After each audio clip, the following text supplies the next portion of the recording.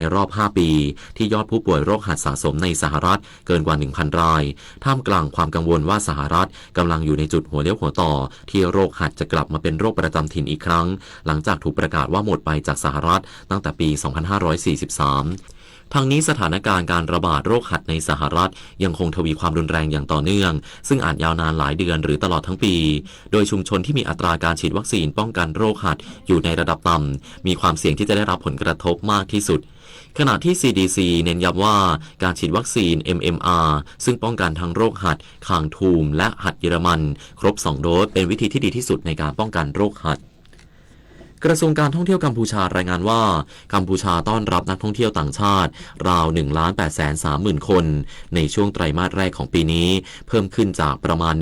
1,580,000 คนในช่วงเวลาเดียวกันของปีที่แล้วโดยเป็นนักท่องเที่ยวชาวไทยมากที่สุดราว 501,000 คนคิดเป็นร้อยละ 19.5 ของนักท่องเที่ยวต่างชาติทั้งหมดที่เยือนกัมพูชาในช่วงเดือนมกราคมถึงมีนาคมที่ผ่านมารองลงมาได้แก่นักท่องเที่ยวชาวเวียดนามราว 340,000 คนและนักท่องเที่ยวชาวจีนกว่า286,000 คนตามลำดับทางนี้ภาคการท่องเที่ยวถือเป็น1 ใน 4เสาหลักที่คอยสนับสนุนเศรษฐกิจกัมพูชาร่วมกับภาคการส่งออกเครื่องนุ่งห่มรองเท้าและสินค้าการเดินทางภาคการเกษตรภาคการก่อสร้างและอสังหาริมทรัพย์ขณะที่ในปี 2568 กัมพูชาตั้งเป้าดึงดูดนักท่องเที่ยวต่างชาติเพิ่มขึ้นอยู่ที่ 7,200,000 คนถึง 7,500,000 คนรู้รักภาษาไทยโดยความร่วมมือของสำนักงานราชบัณฑิตยสภาและกรมประชาสัมพันธ์วันนี้เสนอคำว่าพายุดีเพรสชันพายุดีเพรสชันคือพายุหมุนที่ความเร็วลดลงจากพายุโซนร้อนมีกำลังอ่อนท้องฟ้าเต็มไปด้วยเมฆชั้นต่ำหนาแน่นมีฝนปานกลางถึงตกหนักและมีบริเวณปกคลุมไม่กว้างขวางนักความเร็วลมสูงสุดใกล้บริเวณศูนย์กลางไม่ถึง34นอตหรือ63กิโลเมตรต่อชั่วโมงมีอำนาจการทำลายล้างไม่สูงมากนักพายุดีเพรสชันเป็นพายุหรือพายุฝนที่มีโอกาสเกิดขึ้นมากที่สุดเป็นพายุที่มีกำลังอ่อนที่สุดในบรรดาพายุที่มีชื่อเรียกทั้งหลายไม่สร้างอันตรายรุนแรงมากนักแต่สามารถทำให้ต้นไม้ใหญ่ล้มเสาไฟฟ้าหักโค่นและบ้านเรือนที่อยู่อาศัยเสียหายได้และอาจทำให้มีฝนตกหรือฝนตกหนักเป็นบริเวณกว้างผู้มีคำถามการใช้ภาษาไทยสอบถามได้ที่ www.orst.go.th พระบาทสมเด็จพระเจ้าอยู่หัวทรงพระกรุณาโปรดเกล้าโปรดกระหม่อม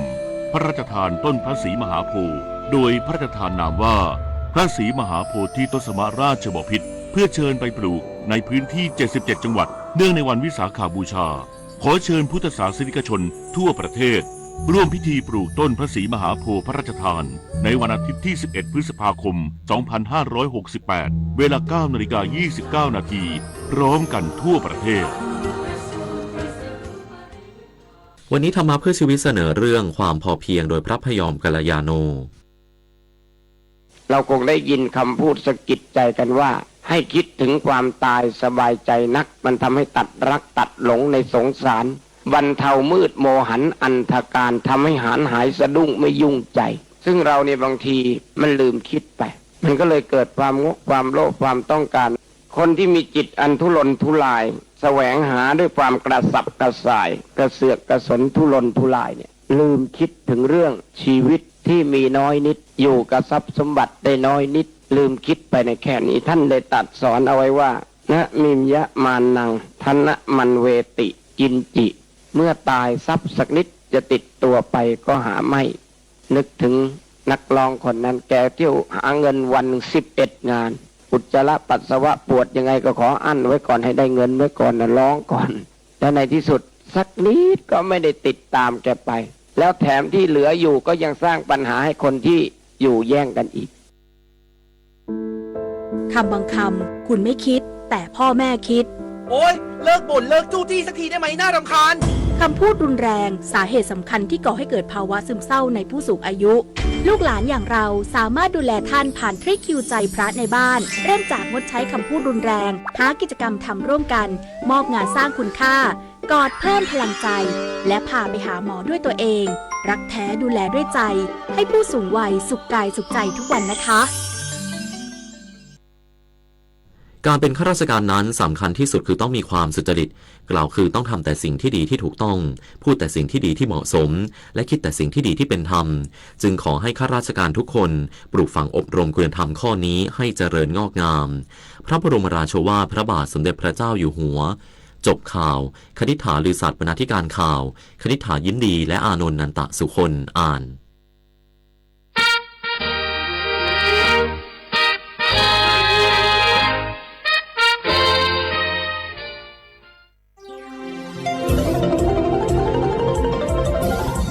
วิทยุแห่งประเทศไทยให้ความรู้คู่ความสุขสถานีวิทยุกระจายเสียงแห่งประเทศไทยจังหวัดเชียงใหม่ AM 1476 กิโลเฮิรตซ์สถานีวิทยุภาคภาษาชาติพันธุ์แห่งเดียวในประเทศไทยที่มีความทันสมัยเชื่อถือได้สร้างอัตลักษณ์กลุ่มชาติพันธุ์สู่สากล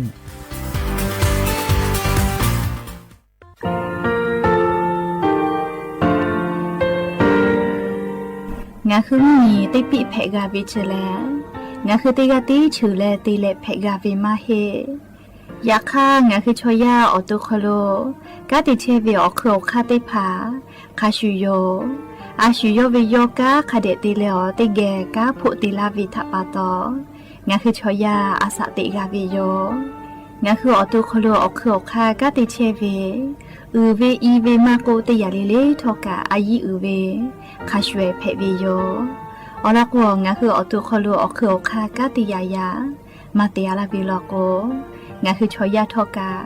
อาสติมากาวิคาชูงาคือมีติปิเพกาวิเจแลงาคือติมูติสติเพเลอติกาเลเลอาชูโยเวอวูปุตาเวกันติภาคาเสติเกคาเดกากาติเชวิทัปาตองาคือมีติปิชกิเพลากาวิโยเชแลงาคือเทโจมโคคางาคือมียาถาตอกคปิลาตาเวปุระเวติชเสนีเสหปามัชหปานี้งาติชออกขอทามัววิทยาลัยวิชาการศึกษาประสามิตรโกเวออคโล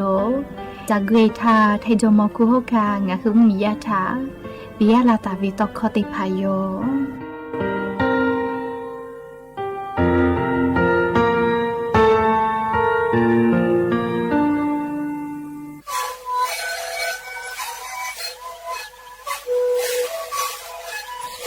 คือหนูคือยาแก้เชื้อเวออกข้อเฉลยแล้วบุคคลก็คือออกที่จังหวัดที่ไหนนาบาเต็งที่โอหาสุดขดกิโลเฮเต็งเล้งหลอกเอาพ่อออยาแก้เชื้อได้มาเลยและได้ชิ้นไหนเล้งถือไปออยาที่มาดิที่แต่แล้วก็มาดิชาพยองเต็งแล้วบุคคลก็เชื้อเวและงานแล้วบุคคลก็เชื้อสมามาคาโบเมดิโซ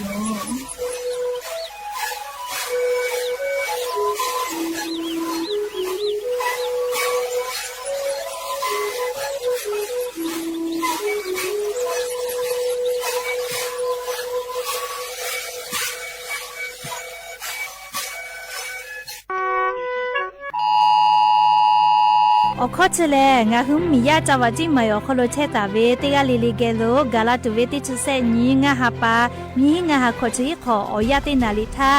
งาฮือจาวาจิมายอคโลเชตาเวมียาโทรศัพท์มือถือออกคโลข้อความติผ่าลุลาและโทรศัพท์ติผ่ากูไกตุโยเจ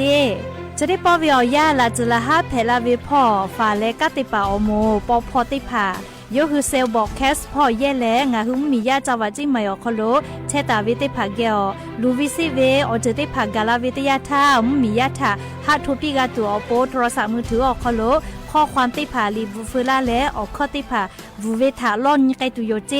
ชะดาปะตอตาดอคิตาดอกเมอลอกเชเวเลลอนเชวิโยงาหุมมียาเกอลูวิซิเวลาจลาฮากาลาเวตยาทากูเฮกูฟากาตัวอโปรากาเวตยาทาอชอปะทากะขอทุปิสิเมอบูจา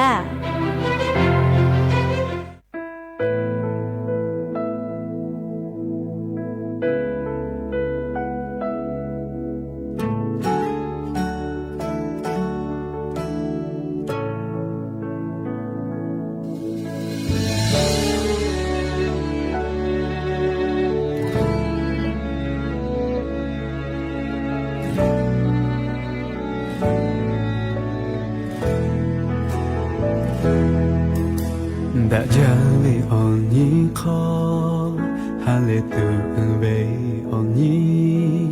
ga mo ve cho kha pwe me phu kho te le shin le yo da ja ve cho ni ga ji ve khu bi te pa pho o ve phu ja le on da ja ha ve kha pwe kho ve o le mai ha ve te che te po ti ve ve no ni a ve ha ve tha ya ta le gu su po ma go ma hu kai tu no ni a ve la she e ho ka le ha sha ka lo ha ve kho ka ti te ta ve o le mai ma cho ve ra pe tu sa ki ma che no ni a ve ha nei ke chi wi sha le cho ya me ru so lu tse ba ke tu chi ba che kai pi o sha ha ro tho ma le pe chue ha zo ye che ya ve da le kriya ye ta pe pi me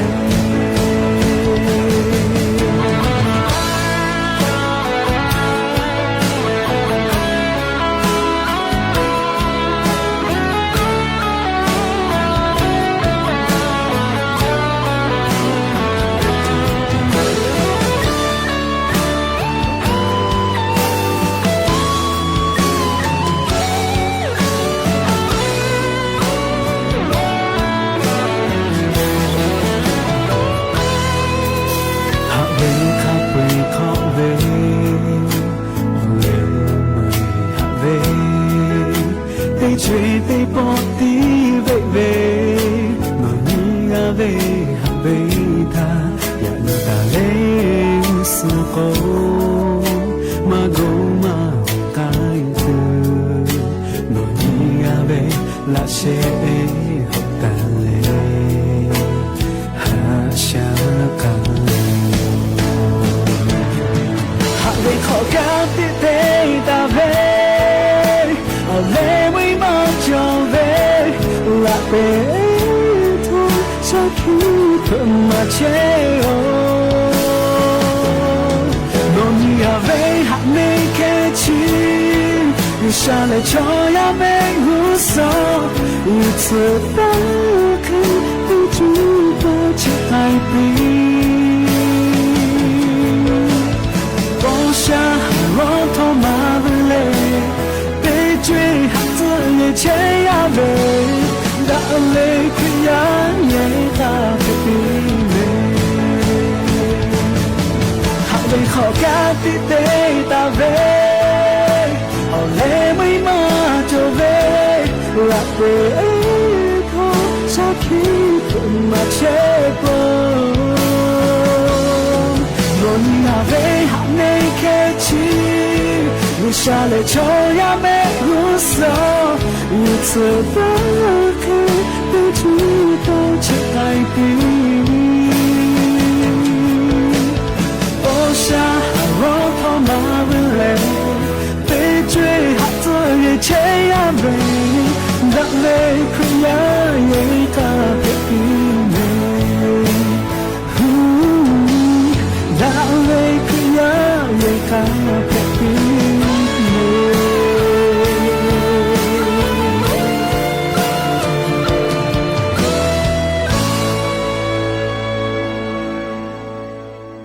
Obo da javi yo ya pha te po thoka da javi yo ya cho khlo nga khu te po ko ga mi la le chupa upa lo che ta vi nga khu o vi ni ra hu ya te pha tha te ge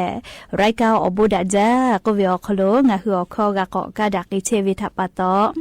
olo pu te ga le le tha ta u yo ya vi o khlo la se cha le o rai ka obo da ja o khlo ha yu la vi yo me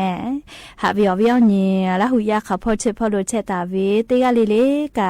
che de che vi อคโลแลเชซาจอซาพอถาเลอายีคเดติแลอาชุยอตัวยอเยคาคเดนหาซาดักอิสิแม่อลก็เจ้ายาปีปากเชวิทัปาตองะหืออตูเชหาจหาไงวิยมและยะนิเวอยากาชดิซอคโลกาสปขอนี้ติปอกกะมีลาเปยะนิแลงะหาปามีหาปาคโลยะนิติชนี้ยะญอทอลันเพวิโยและจะกอนี้หินิชงะขอสุขอหาวิอวิอเนียระหุยติภาเตหะเลเลวิอยาหินาริควตาและกอนาริทักขะไกเตหะเลเลงะคือละหุคอตอกไกเชวิโยแม่และเดงะคือละหุคอนพอติแกตอกไกเชวิโยอลอติพอวิทยุเรดิโอ AM ติฮิโอฮัสจิกกิโลเฮิรตซ์เตไลพองะคือละหุคอตอกไกเชวิโยเปิดตาเล Facebook Fan Page สวทเชียงใหม่AM 1476พอกะไลฟ์สดติดต่อไกเชียว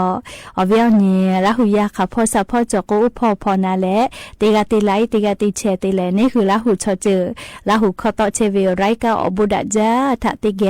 อชอติดะไกแลออกาปิดะไกเพวิโยและอย่าไปหาวิอยาคโลกายูเวลาตาเวอบุจอวิอลอติผาเลลิขอติผากะไลปุจอตาวิโยอคือปตาแลอเลมุทักไกติแกเชแลออกาปิดะไกสิแม่เอาไว้เนี่ยละหุยาติเผามุยิขอยาลุยวิทยาทางะคือกากูแฮกากูฟาตาจอเวอลอติจิแลเชซาจอซาพอจาดาวิโยอลก็มุยิขอยากาวิทยาทาลิงะคือมียาติภากะเชหาจอหาวิมาวิโยมุยิขอยาคโรงะคือกูแฮเลฟาตาจอเวอานาติภาแลอาจเยอานาจเยลูอานาติเลกาตุนุตุสาอตอมาจอเวเลชะได้ผ่าถ้าจ้าดะเลลาเวอานาเตเลกาปุจักกอปุเวลาตาเวไขลัวอานาโควิชะได้ผ่ามุยิคือเวียวยาวโคโลเพมาวิโยและลิปุจักกอเสมาเลทีเนโยยักขกายอปุเวลาเวนาบืออานาอปุมาเลไลเจจอวิโยไขเลือออานาก็เวเลนะพืออานาเปือกกะเชื้อไวรัสซิก้าเจเล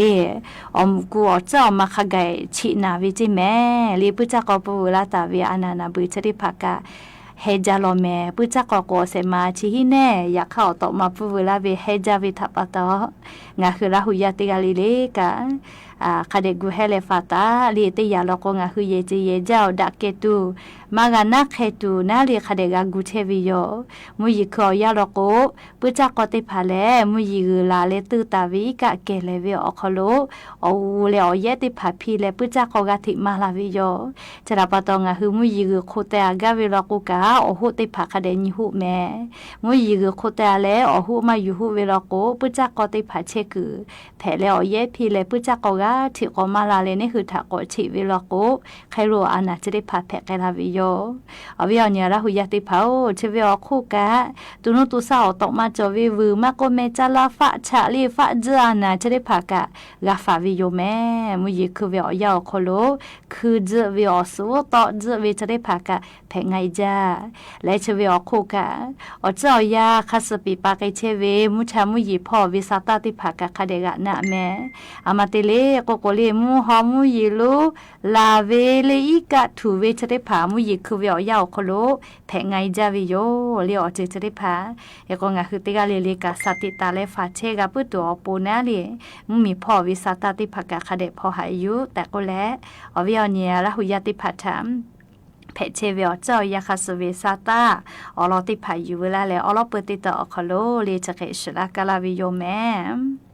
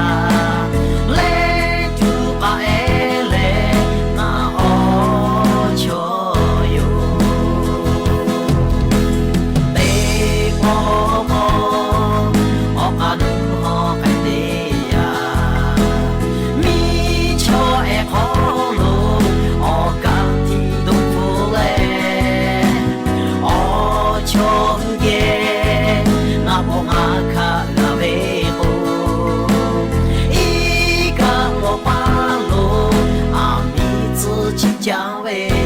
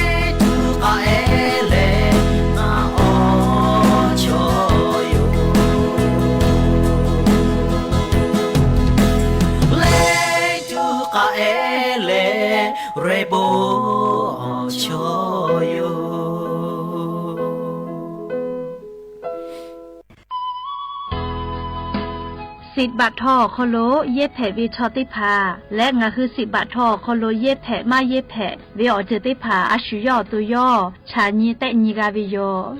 งาคือสิทธิ์หลับประกันสุขภาพแห่งชาติไม่กา10 บาททองไม่กาสิทธิ์เซตฉบับโคโลเย็บแผ่วิชอติพา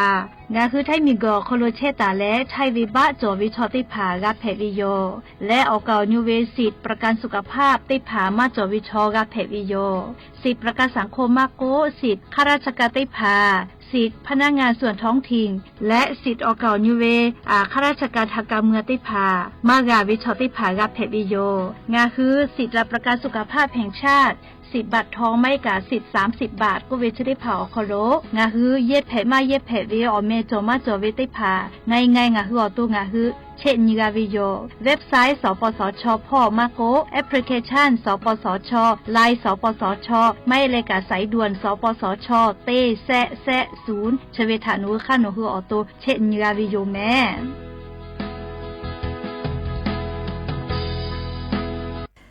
อวิอนีลาหุยาติเผาจะได้เจอเวียกะเลตานุกะชื่อจ้าแม่เลมีเจ้าพ่ออยู่ลุลาตาเวเครื่องสำอางก็เวชอเลพ่อเดือเซตุเวอแม่บูเวเลแบรนด์เนมไลยาโลเจเลมีเจ้าพ่ออยู่ลุลาเวเลคเตแล้วจะได้พาเลอปอเจแม่เลอแต่เวมาเฮเจมีเจ้าพ่ออยู่กาเวเลงะคือไทมีกอคโลฮอกคือตัวอปนะจะได้พ่ออยู่กาเวเลอลาผู้อยู่กาเวเจอาโลโลแฮปามมีจีเทาก็เวเลตาญุเตพายูฮือโกดังลีเยโลมอแต่กอเตียคโลลุผู้เวอคโลมีเจ้าพ่อเลงากาลุผู้เวอคโลเลพ่อดืออปอน่าเลอเมบุวิยี่ห้อจอเวพ่อดืออปอติพายูลุลาเลงะคือไทมีกอคโลฮวาติเวลอเจเลคเตเลตาญุเตพาผู้หมอเฮเวนะเลคก็จะได้คือเวียนิเวตยาท่าเลให้ปามมีชอเลงะคือไทมีชอจ้าดาเลเตียเวลอเจเลคเตเลมีเจ้าพ่อยูลุลาเวลอเจเคโกพ่อดือเยตุเวชได้พาเลมาตรฐานมาจอเลมีเจ้าพ่อคอยูลุลาเวติจือนะเลเคโกงะคือมียามี มาติผาลอโกเลีออกิสอตุเวพอดือติผาเยมาจาวิโยเจดาปะตอเลีออฟุปอจาลือจาเวติผาลอโกแลเลีสติติแม่เลีอปอเวอเจอลอโกอปอติผาเลีจะเคติผาจะเพปื้อวิโยอลอโกอเตอนาเวลอโกยูหืกะอปื้อจอวิทาปะตอเลปอปอเลปอจะแต่ติฮอมากาเลตากะติเวอคอโลอเมมาจอลกติไกกะเชมากาเมเฮกอพอดูเนติพาฮวาเวเลสาลือเลกะออนไลน์พอฮวาเวชะติพาคาเดกันเยวิโยอปอจอยลกอฟูปอวีเลจวนะเลยักฆ่าก็เยเลเมฟุปะเอลาโกเมฟุลัวลาโกเลเลนอเปอาเวเกกะเมฟุกอกูดากาทาเวชอเลปืมาใจลาเวเลเกกอพอดูติผายามีมาวิเซเวอคโลกะคาเดนี่แม่เลไทลิติผาคาเดมาจอเวลโกตาวูเลมาเวอปอติผาชอไทลิมาบุเนเจโกมาเลเฮปาลิกาลาลิไม่กอปอติผาพาลโกไทลิกะคาชเวติบุเนอวิเจอะโลเลอปอเลอแต่กะยูหาเจ้าเลี้ยวเจ้ายาจะได้คือเวอคโลเลี้ยก็งาหืออฟูปอจาเวลีลากอติโอตาคาเดมาชเวไม่ก็ออนไลน์พอ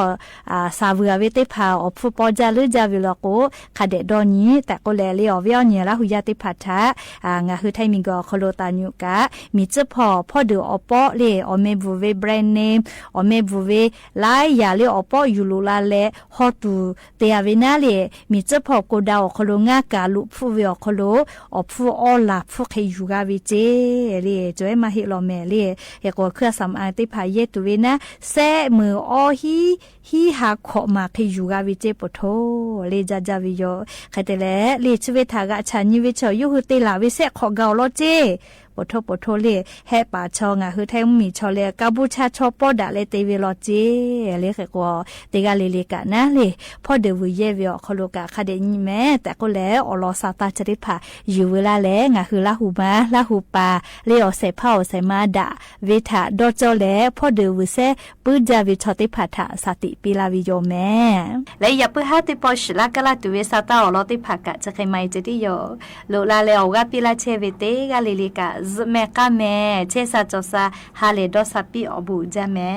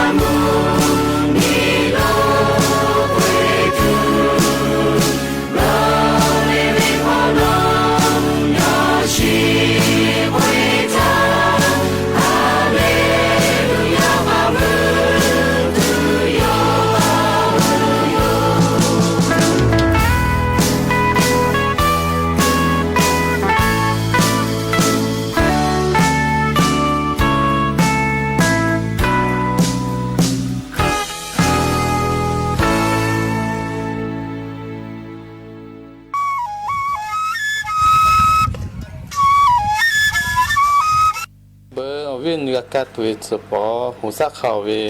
และกัดชูมืออัดทามือกับมือเกลือไว้เลย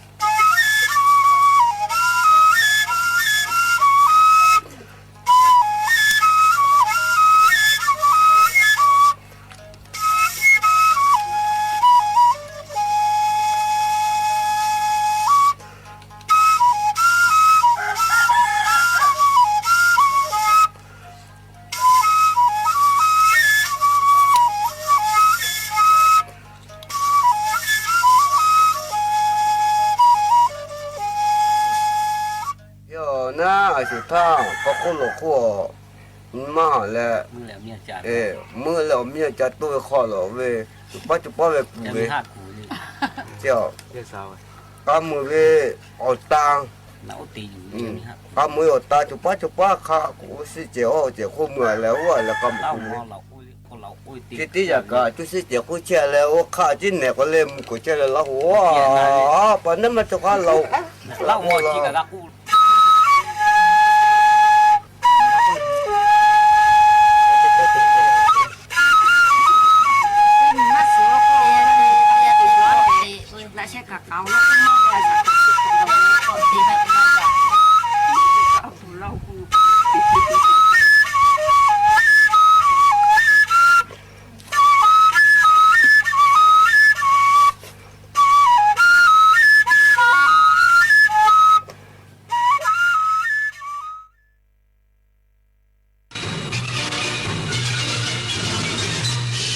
สถานีวิทยุกระจายเสียงแห่งประเทศไทยและเครือข่ายทั่วประเทศเสนอข่าวต้นชั่วโมง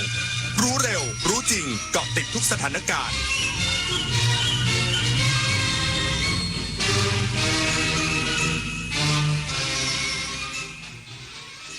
รับฟังข่าวต้นชั่วโมง 21 นาฬิกากับอานนท์นันตสุคนครับกรมการค้าภายในลงพื้นที่ตรวจสอบชุดสังฆทานป้องกันการฉวยโอกาสขึ้นราคาไม่เป็นธรรมอีกสักครู่ก็มาติดตามรายละเอียดครับ จากน้ำพระราชหฤทัยของพระบาทสมเด็จพระเจ้าอยู่หัวที่มีพระบรมราโชบายในการพัฒนาฟื้นฟูคลองต่างๆทำให้คลองแม่ขาจังหวัดเชียงใหม่เปลี่ยนจากคลองที่มีสภาพเสื่อมโทรมเต็มไปด้วยขยะและน้ำเน่าเสียสู่การเป็นแม่ขาโมเดลคลองสวยน้ำใสไหลดีชุมชนมีสุขต้นแบบโครงการจัดการคูคลองในแหล่งชุมชนเพื่อสภาพแวดล้อมที่ดีและพัฒนาคุณภาพชีวิตของประชาชนอย่างยั่งยืน มันอยู่เบื้องหลังคอยชี้นำคอนเทนต์ในโลกออนไลน์ น่ากลัวมากมันคืออัลกอริทึมที่คอยคัดเลือกเนื้อหาที่เราชอบให้มาปรากฏซ้ำๆน่ากลัวก็เพราะว่าหากไม่รู้เท่าทันเราจะรับข้อมูลด้านเดียวและมีอคติรู้ทันอัลกอริทึมอย่าให้อารมณ์ร่วมที่มีในเนื้อหามาบดบังสติปัญญาอัลกอริทึมจะไม่มีทางเก่งไปกว่าเราเมื่อเราก้าวทันเราต้องรักษาพัฒนาและส่งเสริมผลประโยชน์เพื่อความก้าวหน้าสู่ยุทธศาสตร์ที่สำคัญเราพร้อมผลักดันกิจกรรมเชิงรุกที่สร้างสรรค์ในทุกมิติรวมทั้งสร้างสรรค์ความเข้มแข็งในภูมิภาคที่มีอาเซียนเป็นศูนย์กลางเราสนับสนุนการส่งเสริมและเชื่อมโยงในเวทีเจรจาการค้าการลงทุนเรารักษาสันติภาพเสถียรภาพความมั่นคงและความมั่งคั่งประชาคมอาเซียนประชาชนเป็นศูนย์กลางเราไม่ทิ้งใครไว้ข้างหลังมหานครแห่งอาหารและบริการหาล้านสู่ตลาดโลกซอฟต์พาวเวอร์ด้านอาหารปลากุเลาเค็มตากใบนราธิวาสไก่เบตงยะลาปูทะเลปัตตานีโคพันธุ์พื้นเมืองและแพะวัตถุดิบชั้นเยี่ยมของท้องถิ่นได้รับมาตรฐานอาหารสากลและอาหารหาล้านผลักดันให้เป็นพื้นที่มั่นคงทางอาหารสร้างเศรษฐกิจชุมชนเพื่อยกระดับคุณภาพชีวิตภายใต้ระเบียงเศรษฐกิจหาล้านจังหวัดชายแดนภาคใต้กรมการค้าภายในลงพื้นที่ตรวจสอบชุดสังฆทานป้องกันฉวยโอกาสขึ้นราคาไม่เป็นธรรมนายอุดมศรีสมทรงรองอธิบดีกรมการค้าภายในเปิดเผยว่ากระทรวงพาณิชย์ได้ลงพื้นที่ตรวจสอบราคาสินค้าและชุดสังฆทานชุดไทยธรรมเพื่อป้องกันการฉวยโอกาสปรับขึ้นราคาในช่วงเทศกาลสำคัญทางศาสนาวันวิสาขบูชาโดยเน้นย้ำให้ผู้ประกอบการปฏิบัติตามกฎหมายการแสดงราคาสินค้าอย่างเคร่งครัดพร้อมส่งเจ้าหน้าที่ออกตรวจสอบทั่วประเทศอย่างต่อเนื่องทั้งนี้ได้ลงพื้นที่ตรวจสอบผู้ค้าสินค้าชุดสังฆทานชุดไทยธรรมณบริเวณหน้าวัดบางพลัดเขตบางพลัดกรุงเทพมหานครพบว่ามีการแสดงราคาจำหน่ายปลีกสินค้าพร้อมทั้งแสดงรายการสินค้าขนาดน้ำหนักปริมาณการบรรจุและราคาแต่ละรายการที่บรรจุในชุดสังฆทานชุดไทยธรรมส่วนสถานการณ์ด้านราคาสินค้าพบว่าปัจจุบันราคาจำหน่ายทรงตัวแต่ต้นทุนสินค้าที่บรรจุในชุดสังฆทานชุดไทยธรรมมีการปรับสูงขึ้นด้านการจำหน่ายมีการจำหน่ายลดลงเนื่องจากภาวะเศรษฐกิจชะลอตัวทำให้ประชาชนเปลี่ยนพฤติกรรมการถวายชุดสังฆทานชุดไทยธรรมเป็นการถวายปัจจัยกับทางวัดหรือถวายชุดสังฆทานชุดไทยธรรมที่มีขนาดเล็กลงอย่างไรก็ตามได้เน้นย้ำให้ผู้ค้าจำหน่ายสินค้าและปฏิบัติตามกฎหมายอย่างเคร่งครัดในการปิดป้ายแสดงราคาสินค้าโดยทางกรมส่งเจ้าหน้าที่ไปตรวจสอบอย่างต่อเนื่องเพื่อป้องกันไม่ให้ผู้ค้าฉวยโอกาสปรับขึ้นราคาสินค้าโดยไม่มีเหตุผลอันสมควรเอกวินกากนิกรายงานผู้บริหารของสำนักงานคณะกรรมการการศึกษาขั้นพื้นฐานหรือสพท.ลงพื้นที่ตรวจเยี่ยมสนามสอบแข่งขันครูผู้ช่วยว่าที่ร้อยตรีธนุวงศ์จินดาเลขาธิการคณะกรรมการการศึกษาขั้นพื้นฐานเปิดเผยว่าได้มอบหมายให้ผู้บริหารสำนักงานคณะกรรมการการศึกษาขั้นพื้นฐานลงพื้นที่ตรวจเยี่ยมสนามสอบแข่งขันเพื่อบรรจุและแต่งตั้งบุคคลเข้ารับราชการเป็นข้าราชการครูและบุคลากรทางการศึกษาตำแหน่งครูผู้ช่วยกรณีที่มีความจำเป็นหรือมีเหตุพิเศษสังกัดสปท.ประจำปี 2568 ณ สนามสอบทั่วประเทศเพื่อติดตามการจัดสอบและมาตรการด้านความปลอดภัยให้เป็นไปด้วยความเรียบร้อยโดยภาพรวมของการสอบคัดเลือกทั้งประเทศมีจำนวนอนุกรรมการข้าราชการครูและบุคลากรทางการศึกษาหรืออกคส.เขตพื้นที่การศึกษาและอกคส.สำนักบริหารงานการศึกษาพิเศษที่จัดสอบรวม241แห่งจำนวนสนามสอบทั่วประเทศ245สนามดำเนินการจัดสอบแข่งขันตามหลักเกณฑ์และวิธีการที่กคส.กำหนดโดยกำหนดจัดสอบข้อเขียนภาคก.ความรอบรู้และความเข้าใจเกี่ยวกับความประพฤติและการปฏิบัติของวิชาชีพครูภาคขอความรู้ความสามารถที่ใช้เฉพาะตำแหน่งโดยมีผู้เข้าสอบทั้งสิ้นจำนวน 17,123 คนในสาขาวิชาเอก50กลุ่มวิชามีตำแหน่งว่างรวม 2,857 อัตราทั้งนี้การประกาศรายชื่อผู้ผ่านการคัดเลือกจะดำเนินการประกาศภายในวันที่15พฤษภาคมนี้และรายงานตัวเพื่อบรรจุและแต่งตั้ง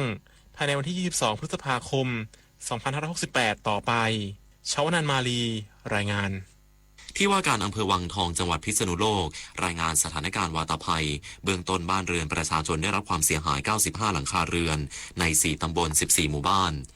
ที่ว่าการอำเภอวังทองจังหวัดพิษณุโลกรายงานเหตุวาตภัยจากพายุฤดูร้อนส่งผลกระทบต่อหลายพื้นที่ในเขตอำเภอวังทองโดยมีบ้านเรือนประชาชนได้รับความเสียหายเป็นจำนวนมากจากการสำรวจข้อมูลเบื้องต้นพบว่ามีพื้นที่ได้รับผลกระทบใน4ตำบลได้แก่ตำบลหนองพระตำบลแม่ระกาตำบลวังพิกุลและตำบลแก่งโสภา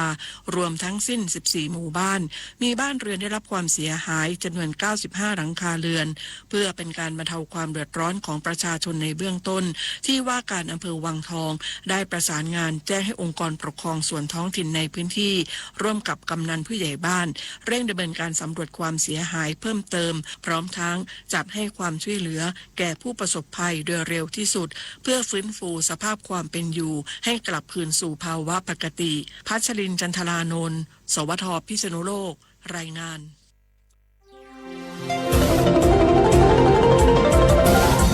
วิทยุแห่งประเทศไทยให้ความรู้คู่ความสุข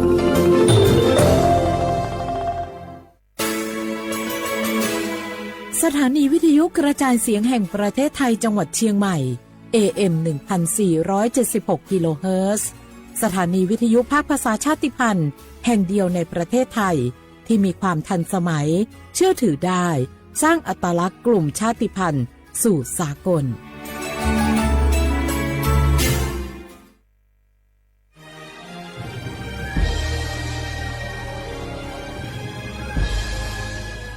เกิดเป็นคนไทยเติบโตบนผืนแผ่นดินไทยจงภูมิใจในความเป็นไทยชาติไทยเรานั้นนับเป็นชาติที่มีความเป็นมาเก่าแก่ยาวนานเรามีภาษา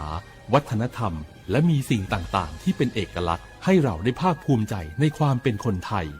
เราควรเห็นคุณค่าและมีความรักชาติหวงแหนแผ่นดินอันเป็นมรดกของบรรพชนร่วมภาคภูมิใจในความเป็นไทย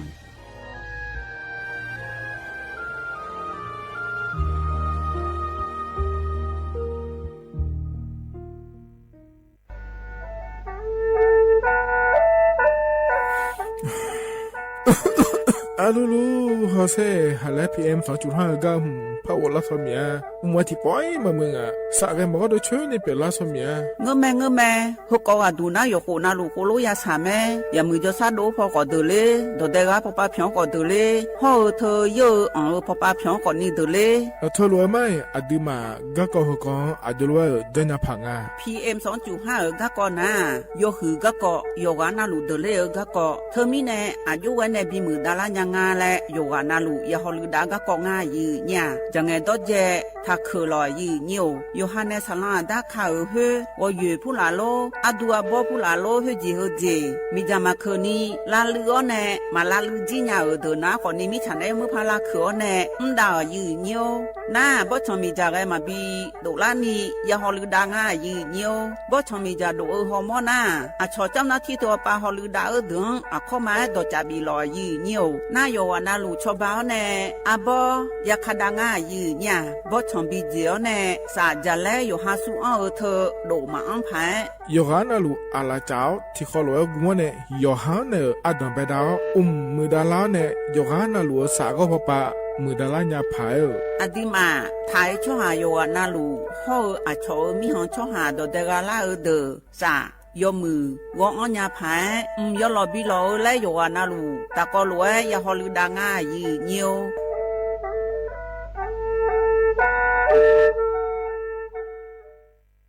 นี่รู้กันไหมสิทธิบัตรทองหรือบัตร30 บาทเป็นสิทธิหลักประกันสุขภาพตามกฎหมายที่ช่วยคุ้มครองคนไทยทุกคนให้เข้าถึงบริการสุขภาพที่จำเป็นโดยไม่ต้องเสียค่าใช้จ่ายเลยนะครอบคลุมทั้งการรักษาพยาบาลการป้องกันโรคการฟื้นฟูสมรรถภาพทางการแพทย์เรียกว่าช่วยให้คนไทยอุ่นใจกันเลยทีเดียวสอบถามเพิ่มเติมสายด่วนสปสช1330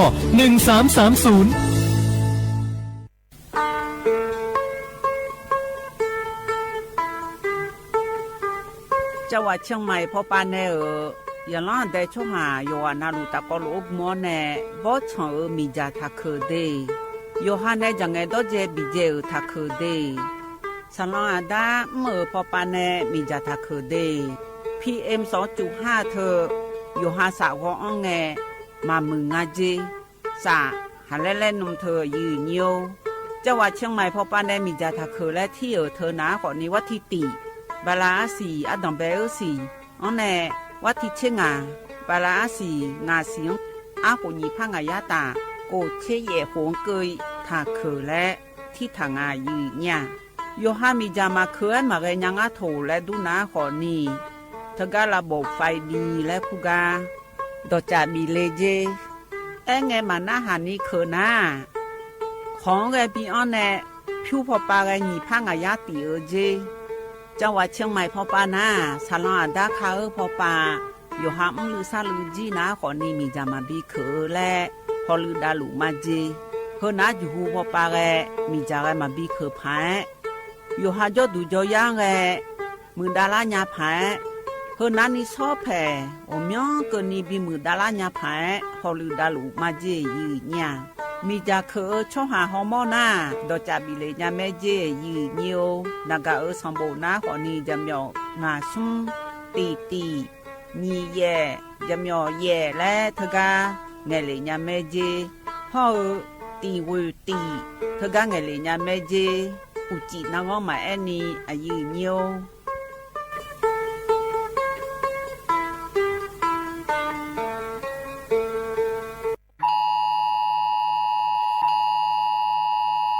เธอกำมอเทสาเธอหนาลอยยืเนียวเทลาชาลาไงอยู่มือเทสาเจเดยืเนียวเดเธอมอลานาขอนี่อาบุบัวในบิลาเจอยู่หามือถึงจังหวัดเชียงใหม่ละเฮกายอมาจังหอเฮนาขอนี่วัดที่เชซุ่มไงนองบลาสิงาเสียงอาหุญีพังอายาตาโกเชเยหวงอายามนาลิทีหลังจังหอมาเจมาเมอละเฮแต่จังเจยุชาโปกาจังเฮนาขอนี่มือถือพอปานเนอเซลบอกแค่และอยู่มือพอปานเนอจังเจเธอกากรมป้องกันและบรรเทาสาธารณภัยเธอปานเนอยาลันแต่ช่อหามือถือยากุยายังกาจอดวงเพียกเนเจวัดที่เชซุ่มไงนองบลาสีเสียงอายามนาลิทีหลังจังเธอยุ่มยางาล่ะมายุ่มยางาล่ะและยังล่ะแต่ช่องหามเทลาชลาไงบิยุ่มหอและยุ่มหอเจยืเนี่ยเฮยุ่มได้ญานาขอนี่ชอบแผ่กเจเทลาก็กอยาขอเนี่ยข้อลายยังล่ะแต่ช่องหามแต่ซาโคโลบิมอเนสงบบอังล่ะนะขอนี่เฮเจก็และเทลางาเดและข้อลาบิสิญญาภายเฮยากานาทีอากันเนเจวัดที่เชซุ่มไงนอชอจงหงไงถ้าชอกุยเจและยืเนียวข้าชอเมนู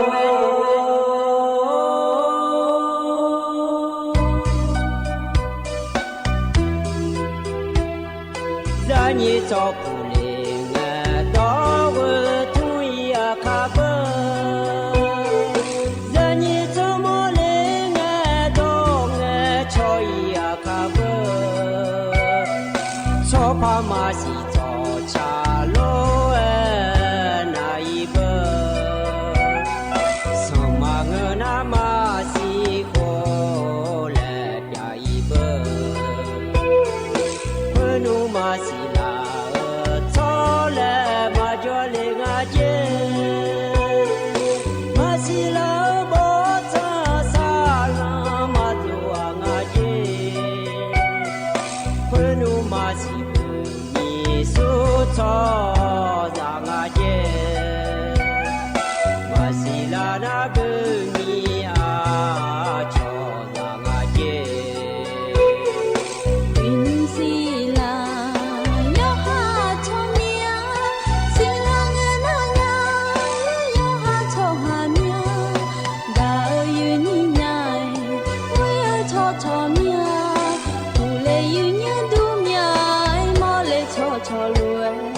阿杜扎尼，吉普马扎勒，山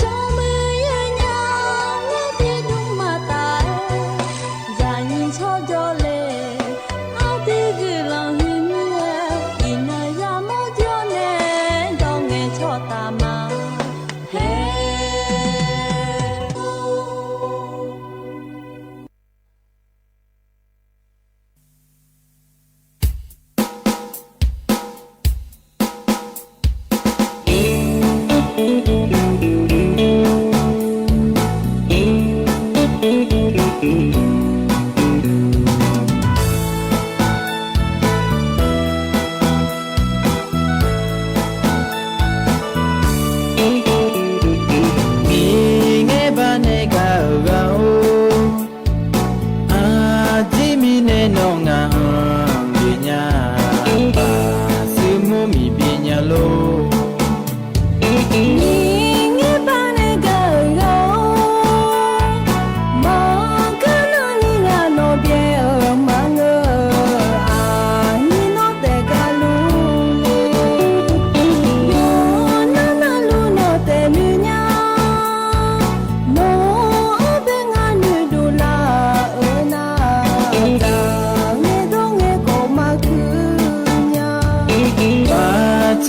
เชเลมือโอ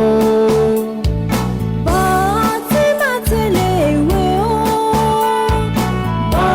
เจเจนาบามือมาวานออีนงาเลโยลาอาเรมาเบเปียวนาโยเดโกอีนงาเลโยลาเต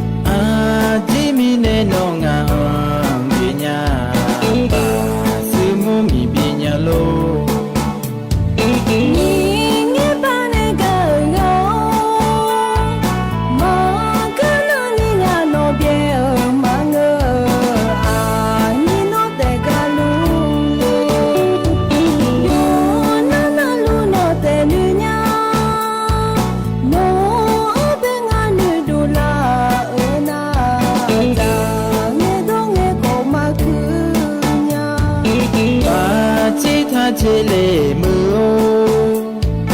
บาเจมาเชเลเวโอบาเจเจนาบามือมาวานออีนงาเลโยลาอาเรมาเบเปียวนาโยเดโกอีนงาเลโยลาเตบาเจทาเชเลมือ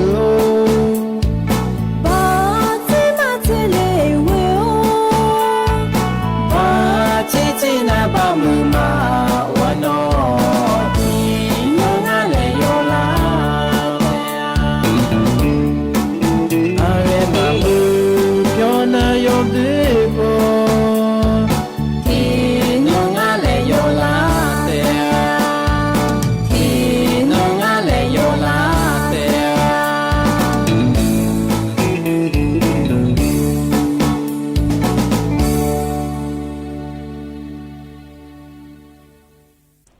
อุจิพออุดุธรรมา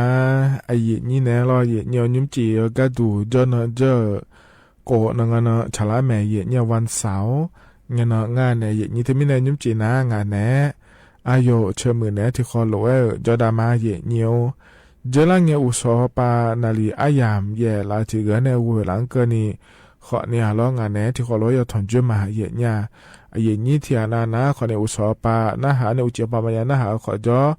ที่อานาอุจิปานะหาเนี่ยอุสอปามายานะหาขอนี่จอแล้วรอเยเนี่ย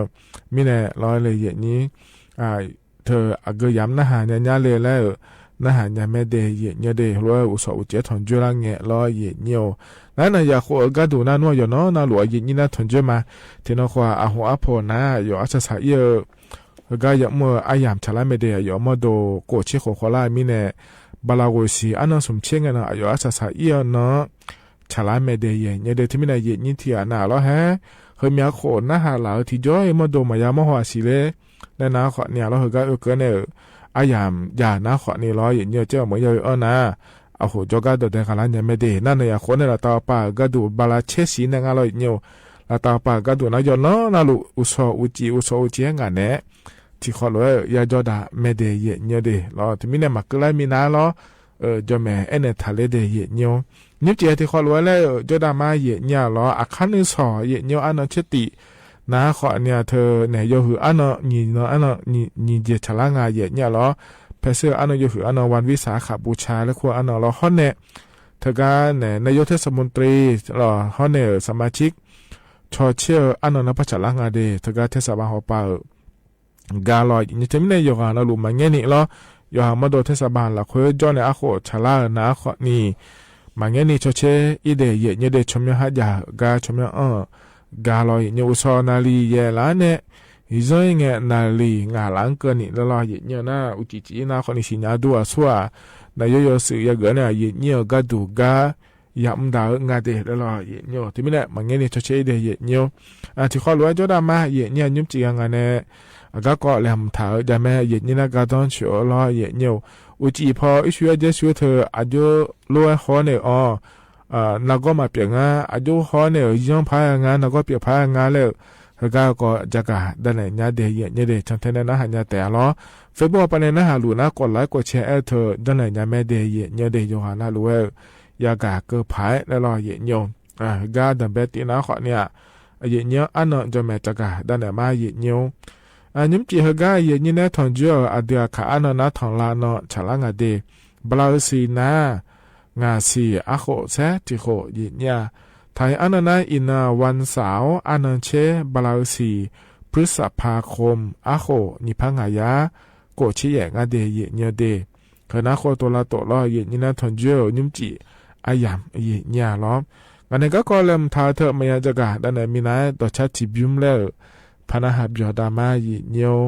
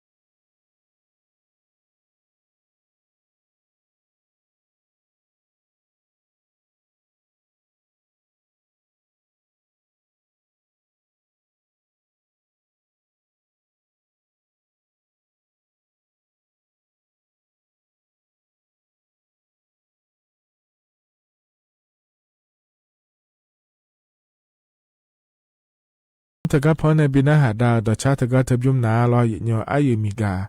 ในชาดอชาเดนือมาลาโอพอนในละและชาดอชางะลอ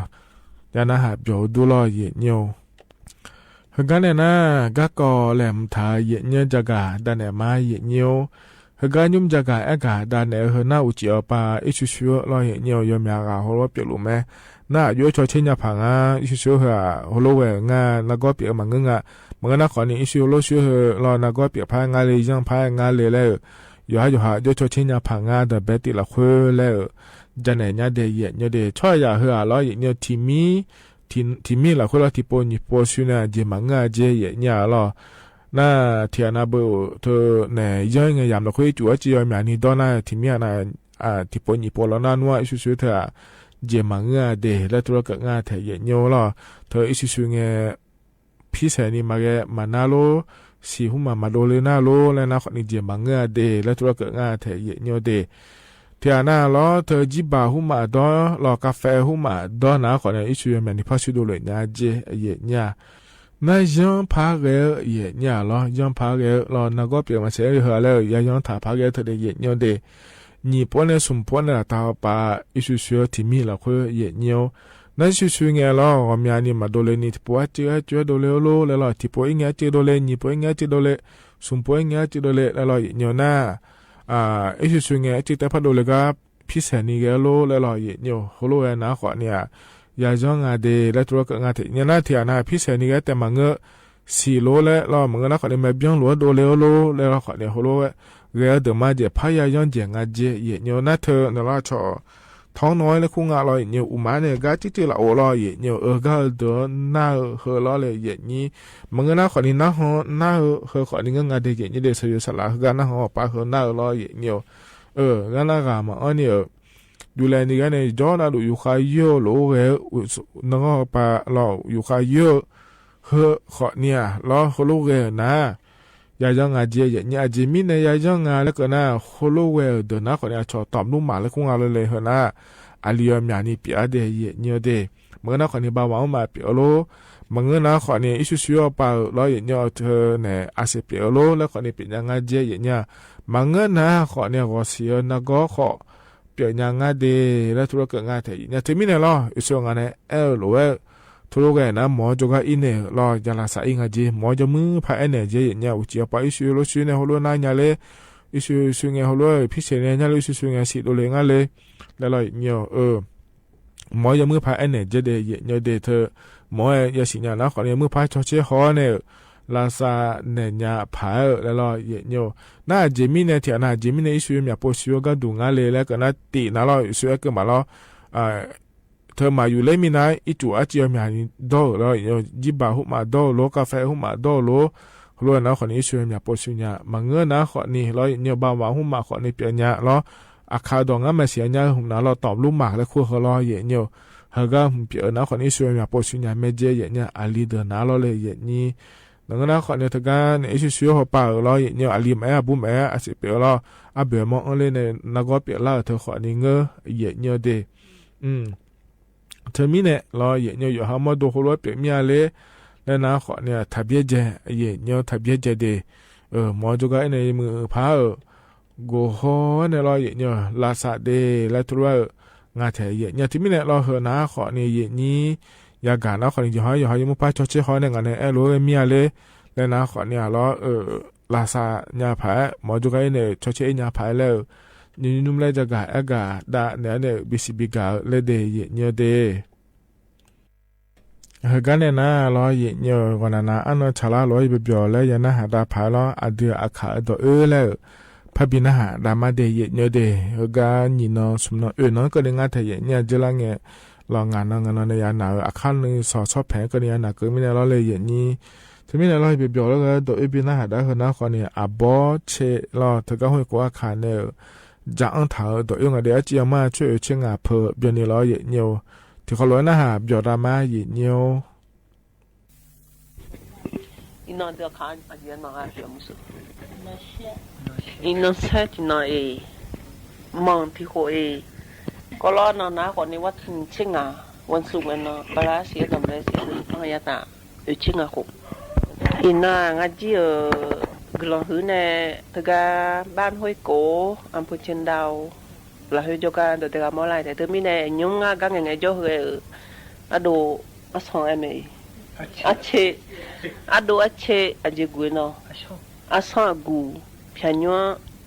lan này họ chỉ đeo này cho mà thấy sắp bể phụ lại bên này là này để chế phụ lại nhẹขึ้นnày là này là giờ bố phụ lại thằng này là đưa màขึ้นnhà hơi cái này na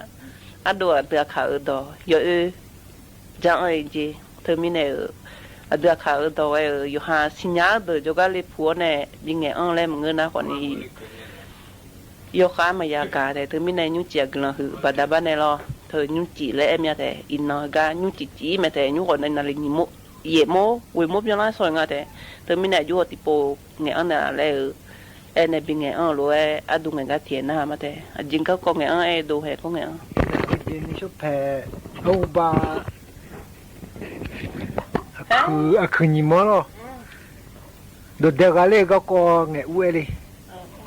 คือไม้เรานี่มั้งล่ะดองเงี้ยยังไงเดี๋ยวเงี้ยคือมาดูเด็กอะไรน่ะดูเด็กอะไรเบอร์เลยชอบอะไรเงี้ยล่ะขณะเด็กขัดยังไงล่ะมันนี่ขัดอะไรเงี้ยคุยบ้าบ่สังขารเชียงรู้เอ็น่าสิญญาเต็นเนี่ยบ่สังขารเชียงน่ะบ่ยามมึงขัดอะไรเงี้ยกาเลน่ะอุเลเลพักเองเหรอวิวมองไปช่วงอะไรเลยเองอ่ะคือมองอะไรน่ะอยู่กับพังอาเหือเนี่ยเลยทุกเพน่ะเฮ้ยแต่อะไรเพเนี่ยอ่ะคือมองเนี่ยคือมั่งหูก็ยังเนี่ยขลักก็เสียจลาพเลยเนี่ยเลยเพเหรอทุกเพน่ะไอ้ทักกูเลยเพงอ่ะคือมั่งนึกก้อนฉันนึกแต่อะไรอีทุกเพน่ะผมก็พยายามอะไรฮัลโหลที่สิพอยังไงอยู่หรอคือมาม่าคือจะพับพี่นุ่พูดได้เลยก็น่ะคือมองมาฮัลโหลตัวได้เนี่ยหลงอ่ะหรอคือมาม่าก็ฮัลโหลตัวต่างก็ไปอยู่อ่ะเราไปอยู่น่ะแล้วบุคคลเนี่ยอยู่น่ะคือจะพับผูกอะไรคือจะพูดน่ะคือจะคุยมั่งกันเลยงานนี่เลยมั่งหรอถ้าขลาดูก็กันเลยน่ะขลาคุยบุคคลสิจะเลยพยายามหรอคือนี่มั้งก็เสียใจเลยเพื่อนน่ะน้องเลยไปงาคุยหลานมั่งไม่คุยเนี่ยคือมั่งเนี่ยคือมามั่งเนี่ยน้องอินโนขลาไม่เพื่อนไงจ้ะงานน้องขลาจีจะจีมาเลยน่ะน้องจะจีมาเลยเดี๋ยวเลยเนี่ยงานเราคือมั่งเนี่ยเลยงานน่ะคือมามั่งลูกขลาเพื่อนไงเลยคือนี่มั้งก็เสียใจเลยเพื่อนน่ะแล้วน้องขลาจีจะจีมาเลยเพราะนางเราคือมั่งบุกมามั่งนั่นจะจีมาเลยเพราะงั้นเราก็เสียจากก็ไม่ละกงพัดเจียงอะไรขลามั่งเจเลยนะคุณป้าบ่อยเอาโมเจียงเลยนะไม่有ที่มั่งพัดจงอ่ะมึงขลาน้องจังเจเสียทุนนั่นเลยเพราะงั้นไม่คุยมั่งมาเจ็บพังอะไรเลยเพราะงั้นนะขลามั่งอะไรนะกูว่าคือนี่มั่งจนเนี่ยขลาจีจะจีมานั่นจะจีมาเลยจงอะไรกูก็เสียจากกูเนี่ยเลยเจเลยเพราะงั้นถ้าเจแล้วเพราะงั้นไม่คุยมั่ง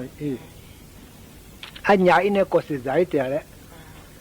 อันใหญ่เนี่ยก็เสียใจเตะเลยงั้นน้องมันจีเลี้ย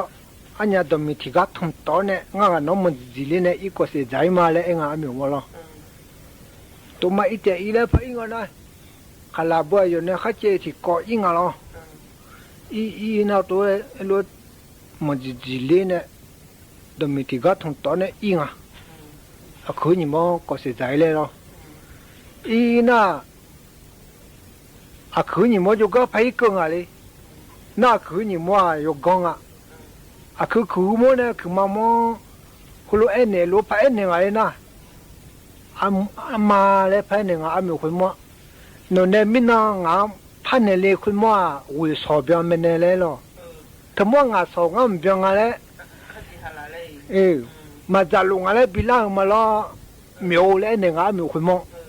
ขลาดมั้งมาจากลุงอะไรบิลามาทูมังเงล่ะฮือเลยงั้นจีน่ะขลาคุยมั้ง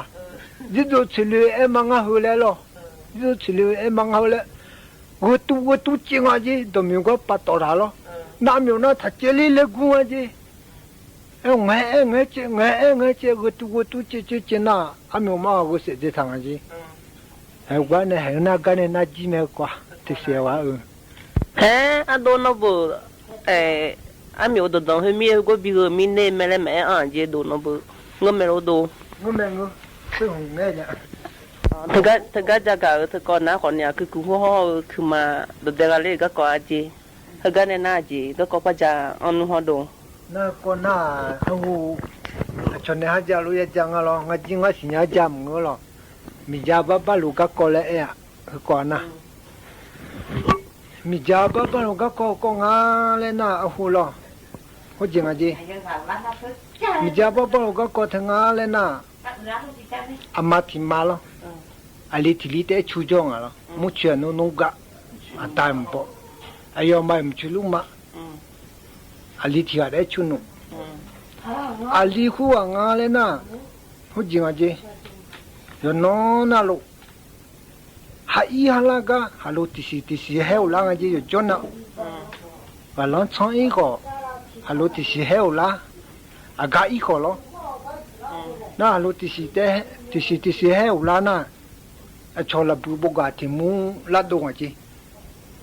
la do na a chola bu boga lo palo ngalo lo pale ya janga ya ho do e mi lo na la do na o le ngaji ayo lim jonga je ngena yo ma thia te jo lo no nyu mo ja khalo to si le e khol bo ja to si ayo ne la le ngaji la bu lo pa wa o ma ne nya ngaji na yo ma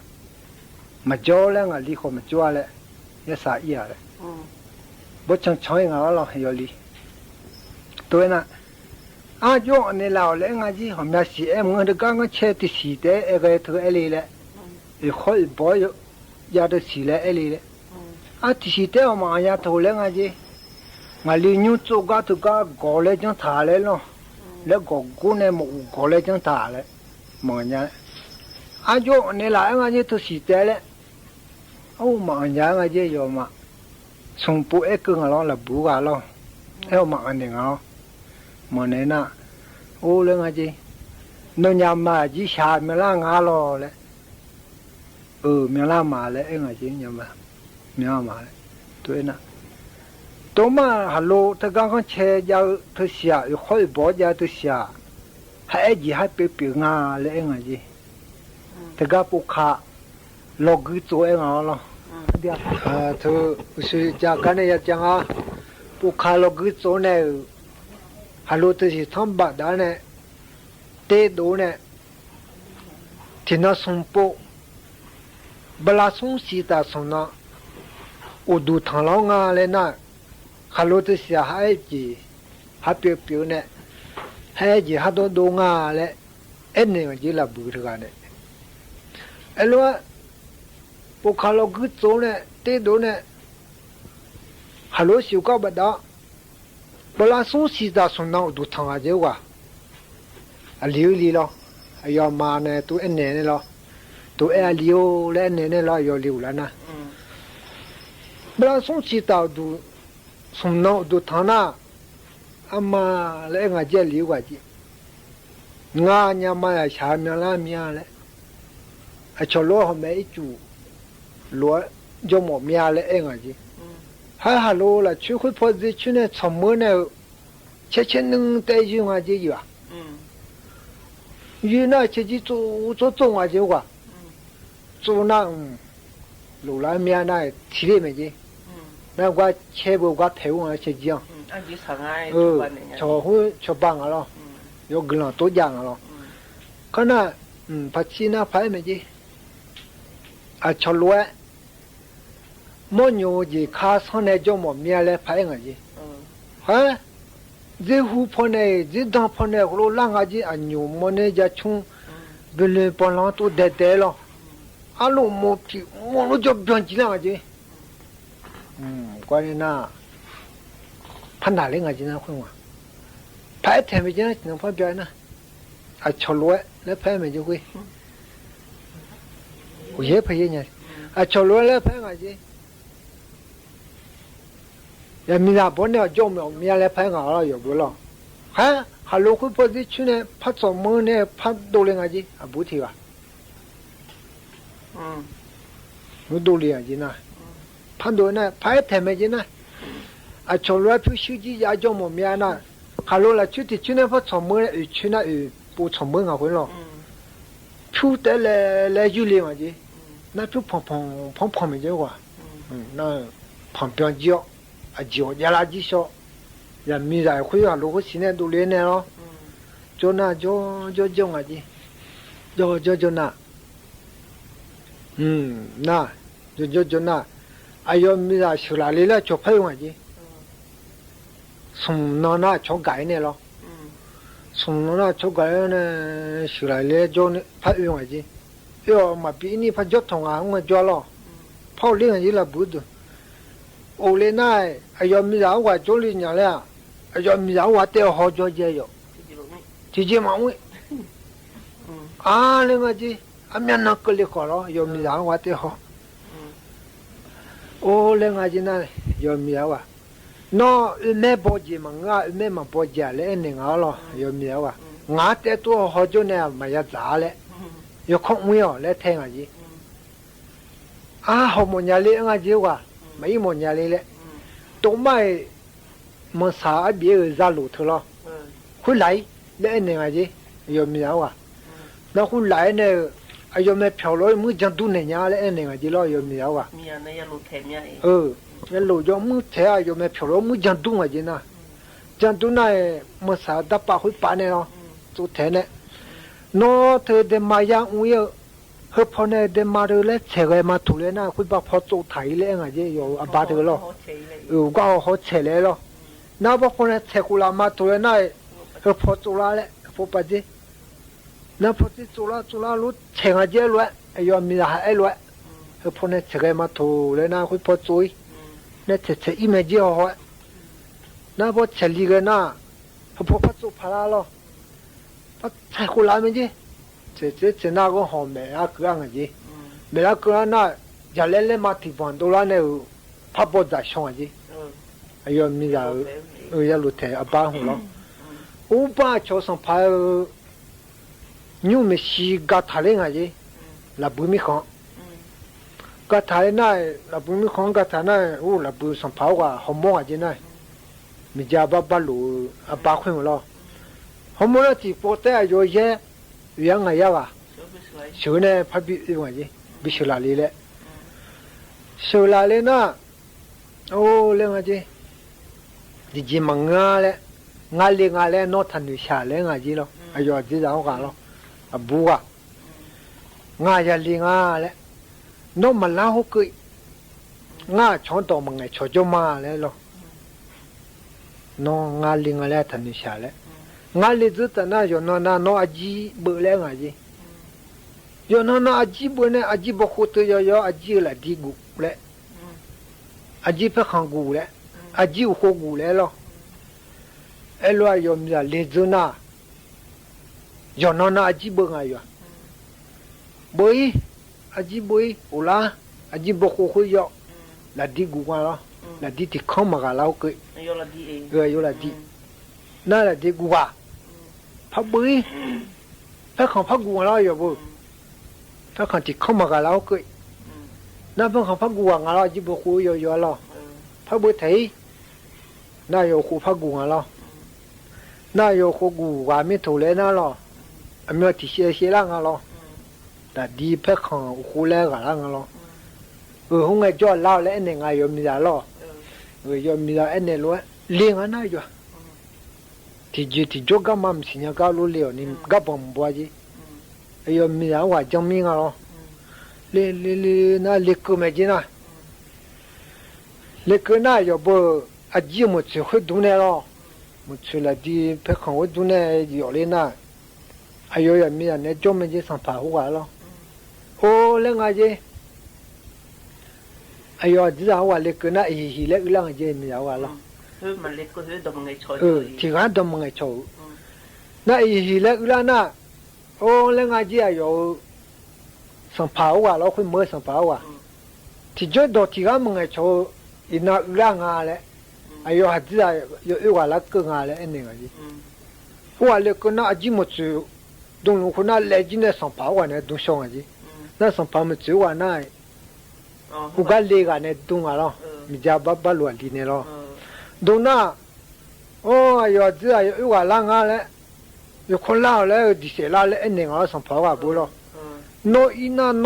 นจิหุน่าโนจิเมล่ะดักขอกูเจงอ่ะมีจับขอถืองาอีโอนตัวโนอีโอนตัวกูเจน่าดีกันล่ะอาจิมชุดนู้นว่าดีอ่ะยมาส่งพอพัดดิเสชงอ่ะจีหัวดิเสเลยดีอ่ะเฮ้ยกันน่ะกว่าทำไมเต็มไหมส่งพาวก็ปีนี้จอมไม่จีน่าโยนยาจีอะไรหรอกันน่ะกว่ากันน่ะจีไหมเดี๋ยวอบอชินจะอังถ่ายหรอยิ่งพอในปีหน้าหาดาเกน่าหับยอดูเดย์ยิ่งเดย์เฮกันหนาวต่อชาติบุมเล่พนาหาดามาเย่เนี่ยอบอลิงไฮในชาต่อชาเย่เนียวโกเชชัวหมอและงาเดที่ขอร้อยนาหาบยอดามา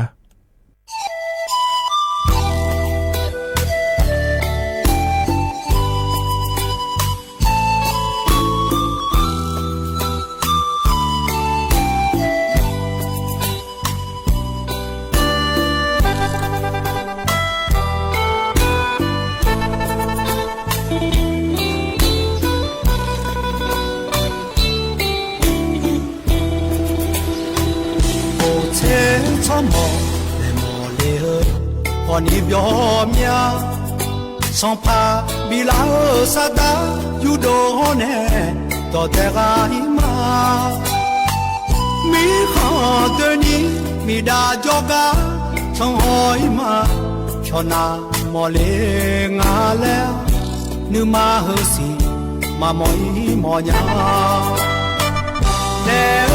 พอเจก็แม่โอมาพอเจเมที่แค่แต่อย่าแดกอนี้อย่าใจแดมาอย่าตามาชาเชนา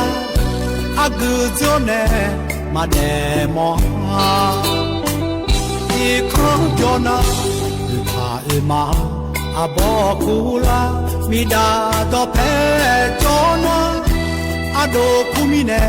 ราคาแชญาญาขาบูเจยแม่ลูแม่เนและมือเท้าแน่ชนาอย่าอูเลอลวยพาแวมีแน่พอมือแสงา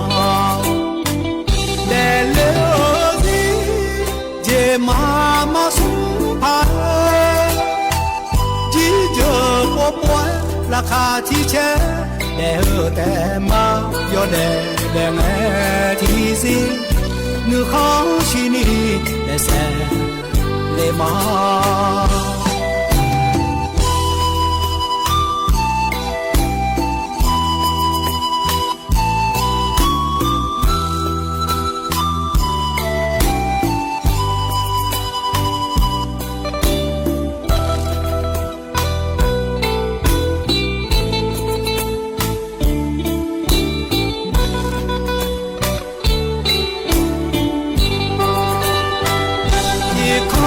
นา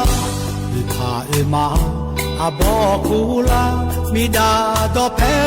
จนาอาโดคุมิเนราคาแชญาญาขาบูเจยแม่ลูแม่เนและมือเท้าแน่ชนาอย่าอูเลอลวยพาแวมีแน่พอมือแสงาเดเลมาสุภาจีเจอปวป่วยราคาที่แช่แต่มายอแดงแอที่สินึกเขาชินีและแสเลมา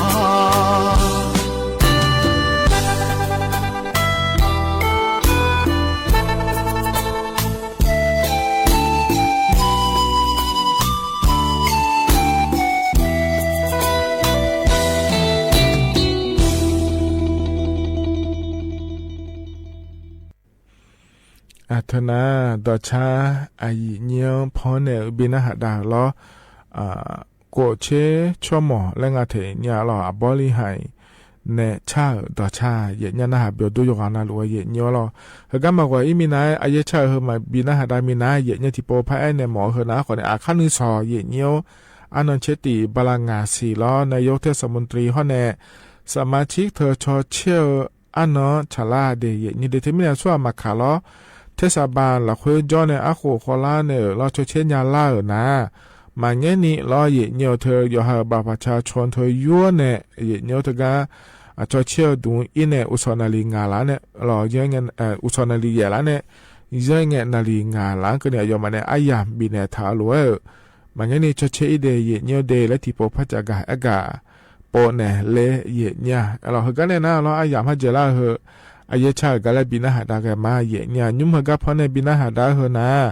เฟซบุ๊กเขาปานยาเหลืองาเดแล้วงาเทชมยามองเราเฮก็หำพอบินหาดาเนี่ยก็อีมาเดอุจิยุมเดอาคานุสอหัวปอเนี่ยถอนจวยเนี่ยจอนเจงเนาะอุจิอปะเราที่ขอรวยแล้วพอถอนจวยละมาเดก็อีมาเดอุดูธรรมะ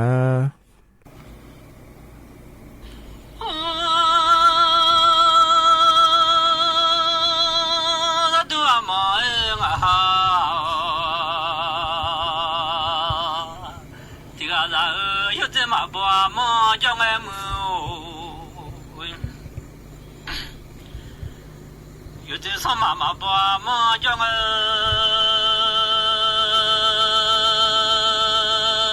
就送了去嘛弄啊包，这个不知道上家牛烧的，弄那个小木牛烧的鸡，啊不知道你能下巴啦，都来面米了木，那你能下我那嘛？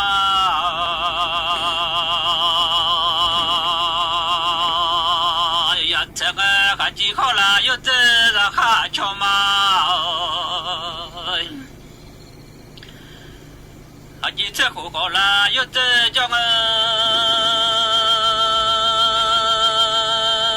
维护这边没啦有梦，让俺们那不啦这重要。那花的那不少这啊股，刚刚看见这重要啦，好忙个呀。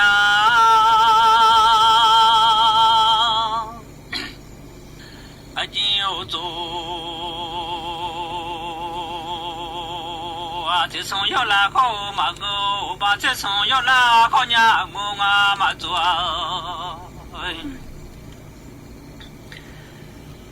这松有啦好呀，嘛那不少钱啊股，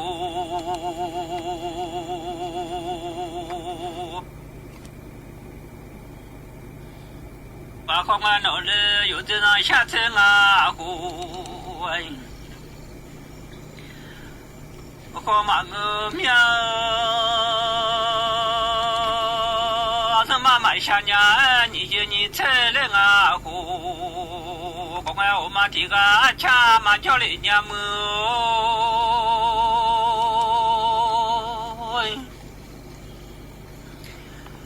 我妈妈做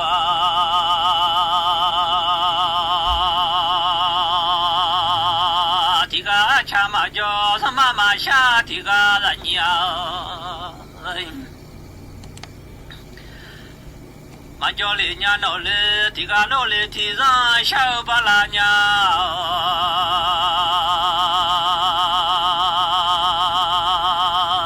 提个啦你老嘞提上小巴拉，提个呼隆啊提下，个巴拉提上你上小巴拉。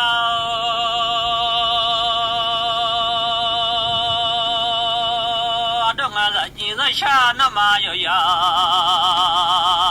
这个人都有这啊哈提个，俺不嘛家就个有，后这俺来嘛啥看就个人都，让俺一来看见嘛家，么俺来让看瞧嘛哦，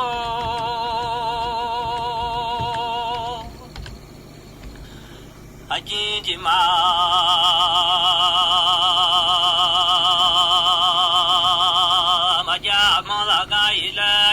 去嘛家了多，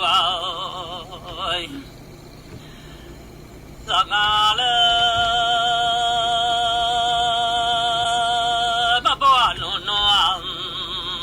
ဒီဆမယာလေတဘောခုဆလာမတောလေကလေခါကျို့သူမလိုညီနူမကယူဇဇရှာမလိုသာတူ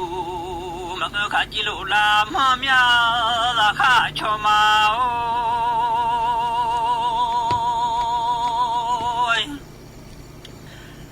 အကြည့်ဖို့သူ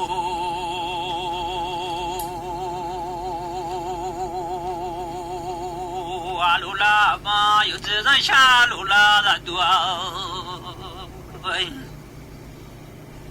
တမေလာမဘောလုံးဒီဆမယာကတဘောခုဆလာမတာ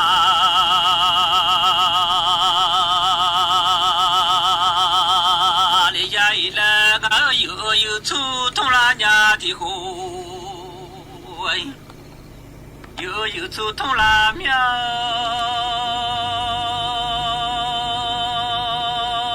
ဒီတော်ယူဘုဒ္ဓဝါယူထုံရခကြည်တမမခဲမလဲထုံလာညာ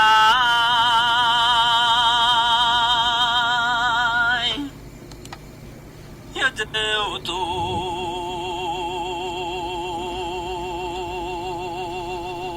အိုင်လေတမမခဲမလဲလဆိုင်လေတမမမဲဒီမီလေထုံညာခကြည်စုကဆွန်ထဲနိုင်လာလေကြလာညာမူ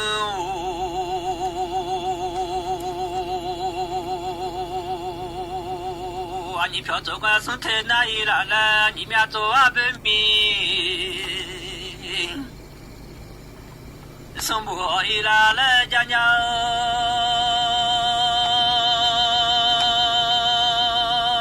ချောင်းတယ်လေအာ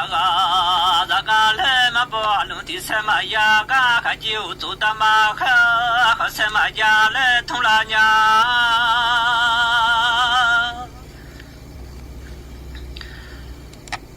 ရှာတမမဲခချီ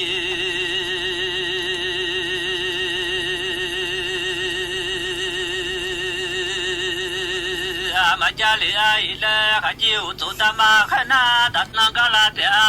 လေရှာတမမဲတမကလာတဲ့လေ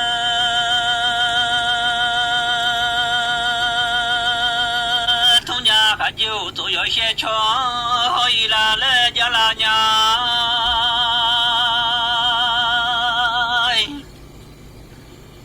有的人下有些有穷，回来了家来家，我做的妈妈和有的人下的妈妈们，流露在在意了，的妈妈和妈了，在吃了有出妈们，里妈了。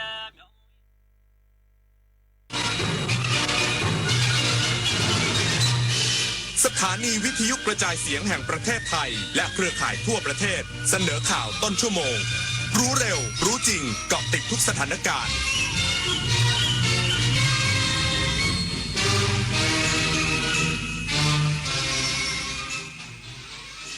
รับฟังข่าวต้นชั่วโมง 22 นาฬิกากับอานนท์ นันตสุคนครับ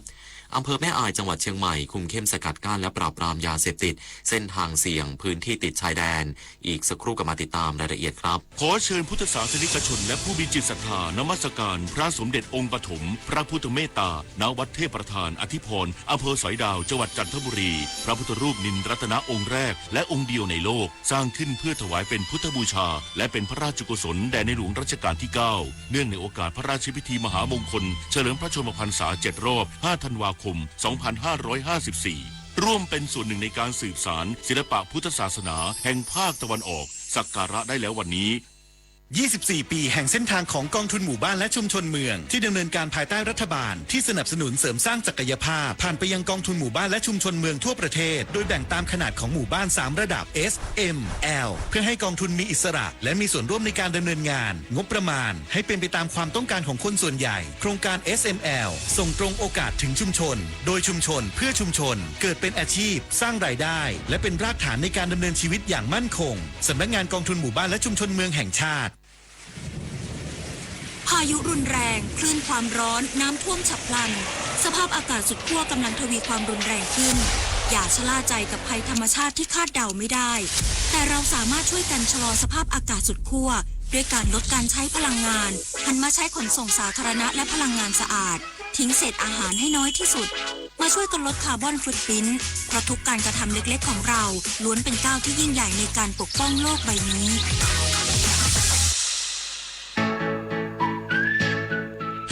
ถ้าเราไปบริจาคเลือดมันจะดูเท่และถือเป็นการทำบุญด้วยไหมถือเป็นบุญใหญ่เลยล่ะคิดดูนะคนเราสละได้แม้แต่เลือดของตัวเองเพื่อนำไปช่วยชีวิตผู้ป่วยแบบนี้จะรอช้าทำไมรีบไปบริจาคกันเร็วช้าก่อนคือร่างกายต้องพร้อมนอนหลับให้เพียงพอก่อนไหมล่ะได้เลยงั้นเจอกันที่ศูนย์บริการโลหิตแห่งชาติสภากาชาติไทยนะบริจาคโลหิตมั่นใจปลอดภัยอำเภอแม่อายจังหวัดเชียงใหม่คุมเข้มสกัดกั้นและปราบปรามยาเสพติดเส้นทางเสี่ยงต่อการลักลอบลำเลียงยาเสพติดในพื้นที่ติดกับชายแดนประเทศเพื่อนบ้านนางสลินยาคำพาแก้วในอำเภอแม่อายจังหวัดเชียงใหม่เปิดเผยว่าได้มอบหมายให้ปลัดอำเภอหัวหน้าฝ่ายความมั่นคงนำชุดปฏิบัติการพิเศษฝ่ายปกครองอำเภอแม่อายปฏิบัติการสกัดกั้นและปราบปรามยาเสพติดตามนโยบายซีนสต็อปเซฟผนึกกำลัง51อำเภอชายแดนของรัฐบาลโดยตั้งจุดตรวจจุดสกัดเส้นทางเลี่ยงด่านเส้นทางที่เสี่ยงต่อการลักลอบลำเลียงยาเสพติดในพื้นที่ติดกับชายแดนประเทศเพื่อนบ้านซึ่งเป็นพื้นที่ที่มีความจำเป็นเร่งด่วนเพื่อยกระดับความเข้มงวดในการเข้าออกช่องทางธรรมชาติโดยได้ดำเนินการตรวจค้นยาเสพติดสิ่งของอุปกรณ์ที่เกี่ยวข้องกับยาเสพติดสารตั้งต้นเคมีภัณฑ์และสิ่งผิดกฎหมายนอกจากนี้ยังได้บูรณาการร่วมกับตำรวจทหารทำการปิดล้อมตรวจค้นบุคคลเพื่อขยายผลการจับกุมคดียาเสพติดตามหมายจับในพื้นที่ตำบลแม่นาวังตำบลสวนต้นมือและตำบลท่าตอนสามารถจับกุมผู้ต้องหาได้จำนวน6รายส่งดำเนินคดีตามกฎหมายต่อไปถนอมศรีแก้วเลิศสวทฝางรายงานปศุสัตว์จังหวัดเพชรบูรณ์แจ้งประชาชนไม่ตื่นตกใจโรคแอนแทรกรู้ทันป้องกันได้พร้อมยืนยันในสถานการณ์ปัจจุบันยังไม่พบรายงานการเกิดโรคแอนแทรกในพื้นที่จังหวัดเพชรบูรณ์นายสุรเดชขำมั่นปศุสัตว์จังหวัดเพชรบูรณ์แจ้งเตือนเฝ้าระวังโรคแอนแทรกเป็นโรคติดต่อจากสัตว์สู่คนที่เกิดจากเชื้อแบคทีเรียบาซิลัสแอนทราซิสซึ่งมีลักษณะเฉพาะคือสามารถสร้างสปอร์ที่มีความทนทานต่อสภาพแวดล้อมภายนอกได้นานหลาย10 ปีพร้อมแจ้งประชาชนไม่ตื่นตกใจเพราะโรคแอนแทรกรู้ทันป้องกันได้โดยการติดต่อมีได้3ทางได้แก่ทางการสัมผัสคือการสัมผัสกับสัตว์ป่วยหรือซากสัตว์ที่ตายด้วยโรคแอนแทรกโดยเฉพาะเมื่อมีบาดแผลบนผิวหนังทางการหายใจคือหายใจเอาสปอร์ของเชื้อที่อยู่ในอากาศเข้าไปและการกินคือบริโภคเนื้อสัตว์ที่ปรุงไม่สุกดีทั้งนี้ปศุสัตว์จังหวัดเพชรบูรณ์เน้นย้ำหากพบสัตว์ที่มีความผิดปกติให้รีบแจ้งปศุสัตว์ในพื้นที่เข้าไปตรวจสอบเพื่อวินิจฉัยพร้อมยืนยันในสถานการณ์ปัจจุบันยังไม่พบรายงานการเกิดโรคแอนแทรกในพื้นที่จังหวัดเพชรบูรณ์เพลินจิตสวนสินพงศ์สวทเพชรบูรณ์รายงานกองกำลังนเรศวรวางกำลังป้องกันชายแดนด้านอำเภอท่าสองยางจังหวัดตากหลังกลุ่มต่อต้านระดมกำลังเข้าโจมตีฐานตาเลขณะที่ทหารเมียนมาใช้เครื่องบินรบโจมตีทิ้งระเบิดเพื่อป้องกันฐานที่มั่นกองกำลังกะเหรี่ยง KNLA ทำการยิงอาวุธหนักปืนซุ่มยิงและใช้อากาศยานไร้คนขับหรือโดรนทิ้งระเบิดเป็นระยะตลอดทั้งวันเพื่อโจมตีทหารเมียนมากองพันฐานราบที่24ฐานบ้านตาเลอำเภอแลงปอยจังหวัดผาอันรัฐกะเหรี่ยงสหภาพเมียนมาตรงข้ามบ้านแม่ต้านอำเภอท่าสองยางจังหวัดตากห่างจากแนวชายแดนประมาณ7 กิโลเมตรโดยสามารถใช้โดรนโจมตีทิ้งระเบิดทำลายหลุมที่ตั้งเครื่องยิงลูกระเบิดขนาด81 มิลลิเมตรของทหารเมียนมาได้อย่างแม่นยำทหารเมียนมาใช้เครื่องบินรบแบบยักษ์130สนับสนุนการโจมตีทางอากาศอย่างใกล้ชิดเพื่อป้องกันฐานที่ตั้งโดยกองกำลังนเรศวรทั้งหน่วยเฉพาะกิจราชมนูหน่วยเฉพาะกิจกรมทหารพรานที่35กองร้อยตำรวจตระเวนชายแดนที่344จัดกำลังเพิ่มความเข้มงวดในการลาดตระเวนและเฝ้าตรวจตามแนวชายแดนเพื่อป้องกันการลุกล้ำอธิปไตยของกองกำลังติดอาวุธต่างชาติและดูแลความปลอดภัยให้กับพี่น้องประชาชนตลอด24ชั่วโมงดิเรกปินตาแก้วสวทแม่สอดรายงานจบข่าวอานนท์นันตะสุคนอ่านรับฟังข่าวครั้งต่อไปเวลา 23:00 น.ติดตามข่าวที่นำเสนอไปแล้วได้ที่ www.thainews.prd.go.th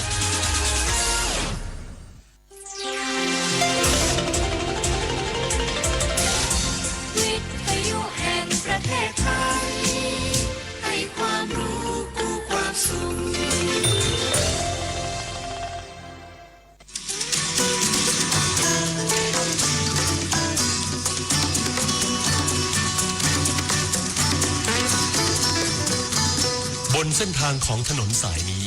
เรามีบทเพลง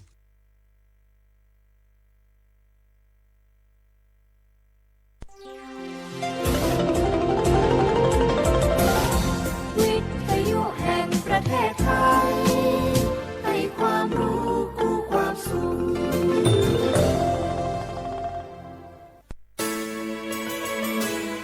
สถานีวิทยุกระจายเสียงแห่งประเทศไทยจังหวัดเชียงใหม่ AM 1476 กิโลเฮิรตซ์สถานีวิทยุภาคภาษาชาติพันธุ์แห่งเดียวในประเทศไทยที่มีความทันสมัยเชื่อถือได้สร้างอัตลักษณ์กลุ่มชาติพันธุ์สู่สากล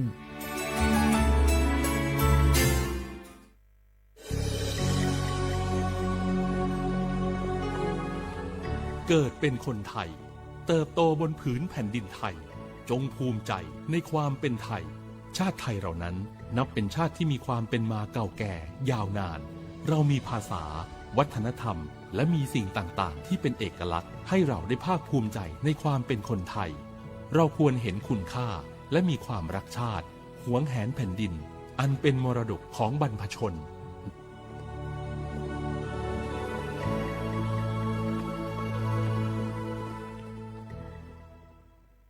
ผู้ใช้สิทธิบัตรทองหรือบัตร30 บาทวันนี้หากต้องการย้ายหน่วยบริการประจำไม่ใช่เรื่องยุ่งยากอีกต่อไปย้ายเองได้โดยวิธีง่ายๆผ่านระบบออนไลน์เพียงดาวน์โหลดแอปพลิเคชันสปสช.หรือแอดไลน์สปสช.พิมพ์ LINE ID @NHSO เลือกเปลี่ยนหน่วยบริการและทำตามขั้นตอนแค่นี้ก็ย้ายหน่วยบริการได้แล้วแถมยังสามารถใช้สิทธิรักษาได้ทันทีสอบถามเพิ่มเติมได้ที่สายด่วนสปสช1330ข่าวดีผู้มีสิทธิบัตรทองหรือบัตร30 บาทที่อยู่ในพื้นที่กรุงเทพและปริมณฑล5 จังหวัดนนทบุรีปทุมธานีสมุทรปราการสมุทรสาครและนครปฐมหากเจ็บป่วยทั่วไปพบแพทย์ออนไลน์ได้ครอบคลุม42โรคพร้อมจัดส่งยาถึงบ้านสะดวกรวดเร็วไม่ต้องรอนานอยู่บ้านก็ใช้สิทธิบัตรทองหาหมอได้เพียงเลือกรับบริการกับ4แอปพลิเคชันได้แก่แอป Saluber MD แอป Clinic แอปหมอดีและ LINE Totale Telemed สอบถามเพิ่มเติมสายด่วนสปสช1330เจ๊ขอนี่เร็วๆทางจังหวัดเปิ้นมีประกาศเตือนคนเฒ่ากับคนที่มีโรคประจำตัวบ่ให้ออกจากบ้านเพราะฝุ่น PM 2.5 เกินเกณฑ์มาตรฐานเกือบ300เลยนะเจ๊ไหนบ่ล่ะคือสุดๆเลยนี่แดงเถือกเลยถึงว่ากะรู้สึกบ่ดีมาหลายวันอย่าจ้ำกะบ่จ้ำอย่าไอกะบ่ไอฮึดโอ้ให้มาจามาไออย่างนี้นี่แล้วก็นั่นสาวๆยังบ่ใส่หน้ากากนี่ฝุ่นนักเน้อช่วงนี้นะเฮ้ยแก่นควันนะแก้วพอแล้วกันนะฝุ่นควันเต็มบ้านเต็มเมืองนักขนาดช่วงนี้แต่เปิ้นบอกว่าบางเตือกับปัจจัยคนไทยเผานะแต่อาจจะเป็นฝุ่นข้ามแดนควันไฟจากประเทศเพื่อนบ้านเขาบ่ได้มีมาตรการเหมือนบ้านเฮานะแกเอาอีบ่ปากันย้ายแผ่นดินไปไกลๆจากประเทศหมู่นี่เนี่ยได้อย่างอันก็ดีกะแก้วคณะตีรัฐบาลกำลังหามาตรการกับประเทศเพื่อนบ้านหมู่เฮาก็ต้องมีมาตรการในการป้องกันตัวเก่าคือปฏิบัติตามคำแนะนำของแพทย์เปิ้นว่าให้หลีกเลี่ยงการทำกิจกรรมนอกบ้านให้อยู่แต่ในบ้านที่ปิดประตูหน้าต่างให้มิดชิดหรือสวมใส่หน้ากากกันฝุ่นอันหยังประมาณนี้ก็จะช่วยได้ในระดับหนึ่งนะถ้าจะอันวันนี้เฮาแยกย้ายกันก่อนบ่ไปอู้กันในไลน์เอาอากาศดีๆก็อีมาเมากันใหม่แต่ไอ้แก้วปิกบ้านไผบ้านมันเตรียมให้พร้อมซ้อมให้ดีรู้วิธีป้องกันภัยปรารถนาดีจากสำนักงานประชาสัมพันธ์ที่3กรมประชาสัมพันธ์ค่ะ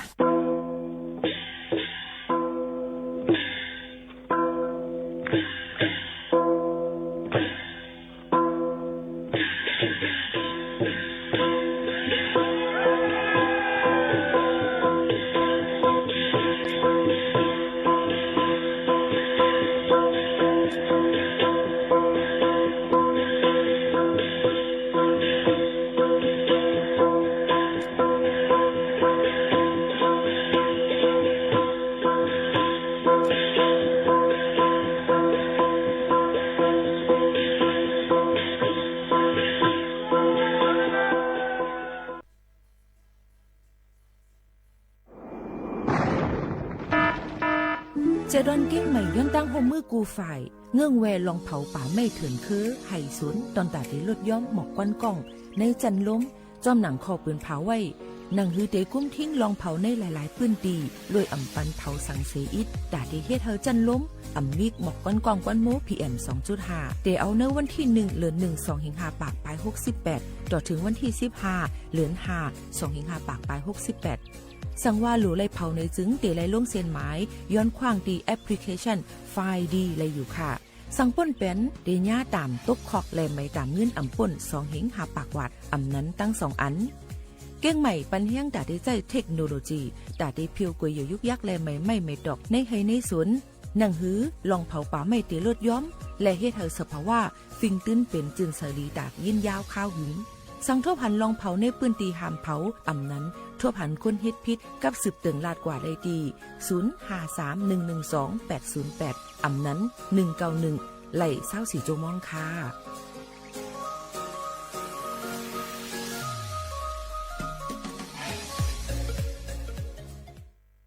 อะไรกำในว่ามือพากันของหมอกจอดกูห้วยเฮาลอยเพิ่นสำเมาหย่องจอมตังห่างลีน้องเหี่ยวลอ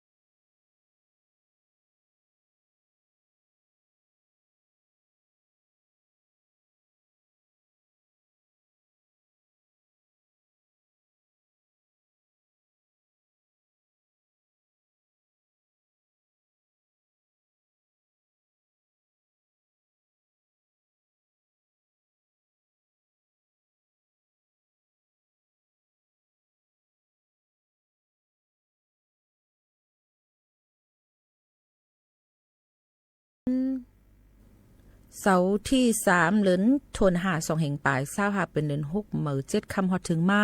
ปีใต้2แห่ง1ปากปลาย19ปีก็จ่า1แห่ง3ปากปลาย 86 คู่อยู่จำขาวหมูขาวโน้นดีห้องปล่อยเสียงเก้งใหม่ AM 147 GHz ค่ะอยู่จำกันที่ในข่าววงวังในกอปีน้อเขาหลุเลยทอมข่าวทอมเงาลองฟิงฟ้าราศีคดิตวันหนึ่งหนังหือปฏิรถพี่กันกูเกาะกูก้นเมื่อในหางเฮียนไว้พิงความป่านเก่าซึ่งมินถอมจำกันค่ะสวัสดีชมน้องจ่องทำสีห้องมาล่ะได้คุณพี่เก่ามาคนไรป้าจอมกันไหลลองว่าเมืองมาเทนาคิดดำปลาเม็ดเวฟัม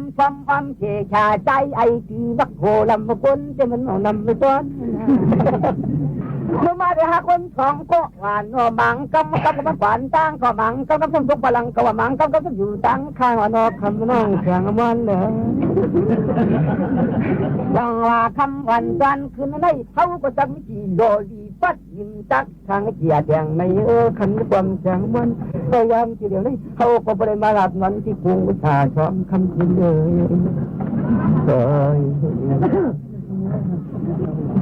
เจ้าในเจนาทีก็อำกันทันปนร้องความปนฟันเจวานาพุ่งเย็นหันวันความเนี่ยใจเนี่ยแล้วว่าเราจะมาไต่ปุกินชื่อนาทางนี้เงินเจ้าลงที่มาดันไต่โป๊ะกินเงินยิ้มดันไต่โป๊ะปราศวาสวงสุ่มเชชาดินความจำฟังแต่ว่าชูในเขาเป็นดุกหัดโตยาจ้ายาจริงที่โตจำควักอย่างนั่งในเรชาทองที่คำยำฟังวันนี้นี่คือตัวผู้ลุงล่าห่างเด็บย่างอ่อนเจ็บหนากันยาเนื้อที่เดินมันชู้ธรรมาคำเจ้าเป็นเจ้าลุงเย็นเลยเหตุการณ์ของน้องน้ำทางล่างเสียวบริการแจ่มอ่อนของเล่นนางออกอยู่มือความคนเราทั้งที่มันจางทางตัวเป็นนาขอสิโจเราจะหามเอาได้เช่เฮเอาได้ควันซ้อนเอาได้เก่งมันก็นางนัวว่าจันให้จินว่าจวนได้ช่วยก็เก่ามวยควยห่างยาว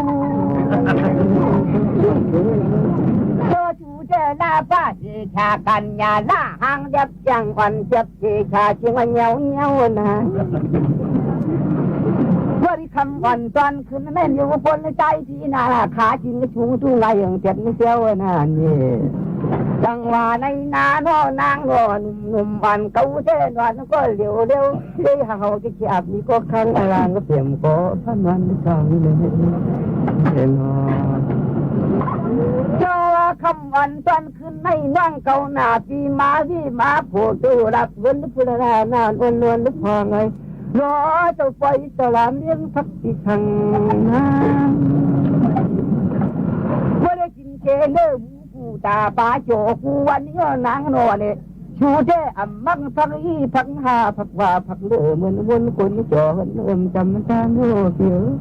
อาบกินเนื้อชาปลาจีลุงจงหลังยันจางปั้นไฟหมดเมียงซื้อลินปันนางเงินหา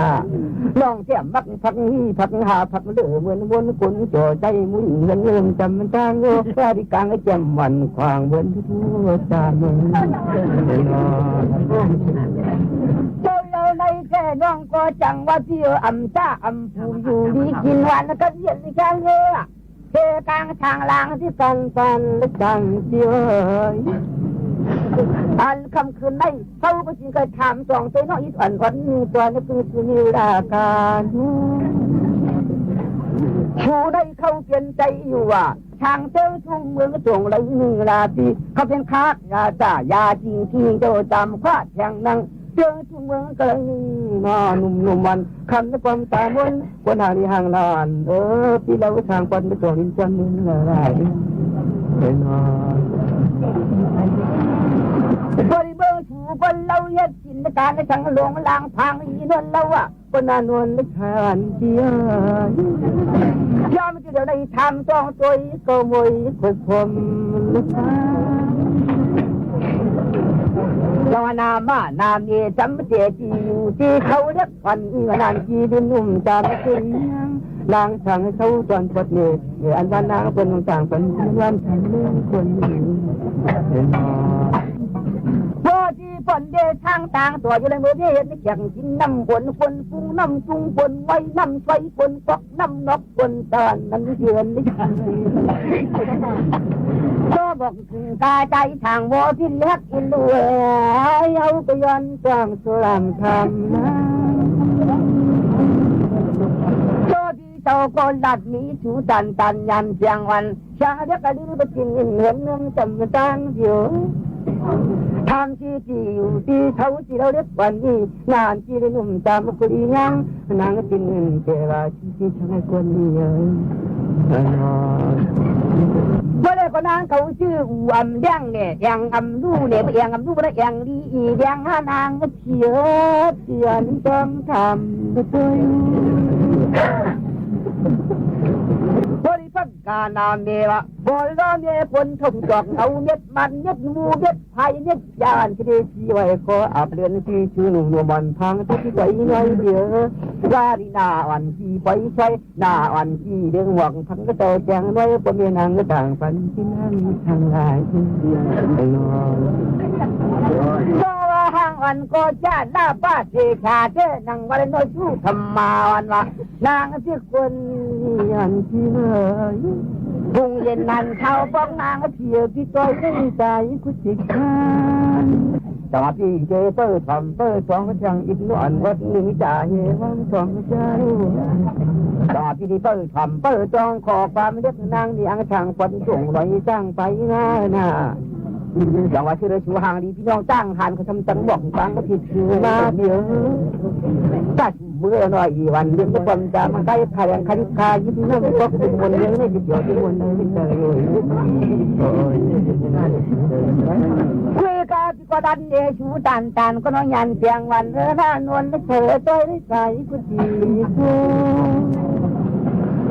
อย่างพี่เจก็ทำไปสองขอความเด็กหนังเนี่ยมันคงไม่โชว์วันที่ตันใจก็เทโพโคก็ยิ้มตอนทุกคนจนลึกขนาดไหนอยากเยอะดีนกของขับเมืองเจอจังลงไทยเนรินโนฟังว่านักบังกล้าเดียวมีปิกหมอบินจึงไขนั้นฟันนี่จงจ่าเนี่ยคุณพันนี่กลิ่นก็จึงเห็นใจตั้งที่เคยลองเราแค่ในต้องจ้องเอาหน้าความใจเดียวเสียงหลับกว่าอาจารย์เขาพัดเดียวบ้านจังสักไทยวันเพิ่นบ้านจ่าหันนี่เมื่อใจที่อับสักวางเมียงกันใจเดียวพัดเชื่อกันเขาเปลี่ยนตาแห้งเป็นเอายันกวงช่วงเมืองเป็นจางเอืองเที่ยวเจ้ามาจำเยอะคำแจ่มหวานน้องคนนี่ในปีนาสวานิจีเปียนังก็จังหูอ่ำจัดในหน้าจังหลับอ่ำจังทางเลี้ยจอมอที่มันเนทความมัดจ้องเอาบังเตยจางบนจางจอมออำเป็นว่าโมเดนเชนนาชาเลวจังตัดตรีมาลัดสองหมกโผก้อมคำเมื่อทมก่อนกำในติลัดตูโมลูแน่นอนลุงมือเปียวนี่อำเตยปันที่หน้าที่หน้าเดี๋ยวมีน้องเตยปันโตเปียเขาเทียมเตยก้นจังตัดหน้าหมอตินน้องทองร้องว่าคำอ่อนจอนขึ้นหนึ่งมันให้เริ่มเลยดังจมสิละดมเทในปีกวนหมอสวนแน่ลุงมือพัดชีดำในปีนาพังจัดวันน่ะอำปัดคนทุกคนจอมปีนาเฮาน้องปีนัดดองลัดดองเทเนพี่ที่น้องปีลัดเมียงแทงยาตาพ้นจนตั้งฟังลันยอมย้ำคำปิดทมก่อนจ้องไว้ในหูนอนเมื่อใจที่ก็มือคำฟังทางนี้ก็ใจปีบักว่าวันน่ะคือเจก็มันไกวในไงเป็นจักตกทานเช่นนี่ก็จะอยู่มันว่าพุงเยทันคำก็เอวยังเราปิดทมก่อนจ้องไว้ในหู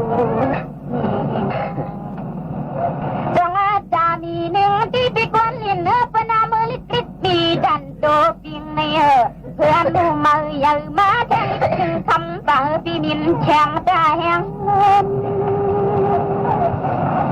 นี่เด็กส ตัวน้องว่าลาวันนี้เฮาเข้าเปลี่ยนจององตาจุ่มกุ้ง500จนคำเมื่อทวมก่อนพักให้คนหายนี่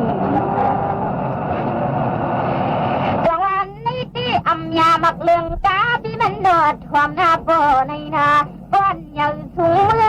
มือไม้เอาปันปาติว่าวันทรงเที่ยวไล่เยอะเด็กยินพงตอม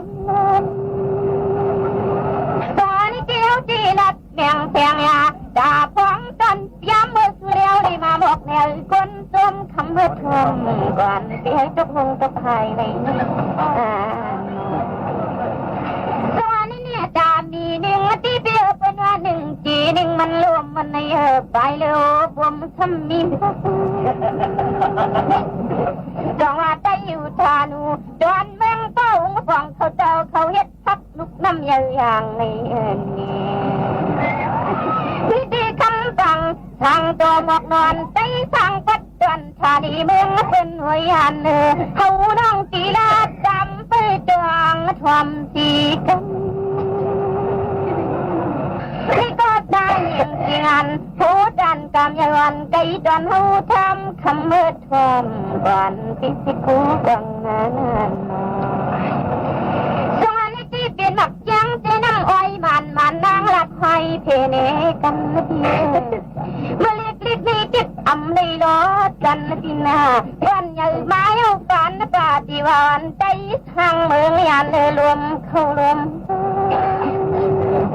พิธีปันปาฏิว่าของมองว่าเลือปีความบุญความจนให้คนเติมคำปิดทอมก่อนมีสติกว่างเลยพิธีปีก้อยว่านางปังนางอ่อนดีที่เป็นหนุ่มทางโตใจจนเมืองยันได้ปีขันลัดมาลิจาเขาเอดีหูฟังว่าอาจารย์เขาฟังตีวันน่ะฟังบางวันคำก็เขาโชว์อันนี้เอากลมฟังตั้งไม่ใจเพียนฟังว่าจินพักทังก็ปีจินของนั่นเรียกตีไทยกดมากินเพียงนี้ฟังบางวันหมอตั้งความหวานได้ปีหันหน้าเลยอยากมึงคนจังว่าเฮ็ดทางลาตีวันน่ะย้อนน้องทำที่สุขัดตาลงบ่รับความวันเด็ดไม่ใส่บางอ่อนโมตั้งโตกินน้อยน้อยวิธีคำฟังทางด่วนหรือพี่ช่วยจำธรรมดาคาดีจนเมืองไม่ได้ก็มีอยู่นางเต่าทยอนทำมาอำนั้นก็มีปีมูลิงเขากวยเขา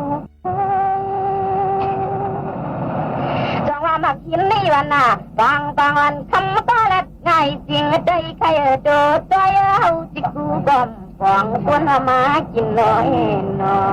ยจังวันที่เฮาตีทำกันจำจุยก้อยว่าที่เปียงพุ่งเชี่ยวไหลสินของเพื่อสันฝนจวนหน้าตาน้องคำเชยจังว่าเฮาก็ไปหันลวงมาปีวันน่ะคนกินเล็กเลยมักหินเจ้ามาช่วยไว้เฮาดอมฟังที่ดอกจุยกาลาที่ในพุ่ง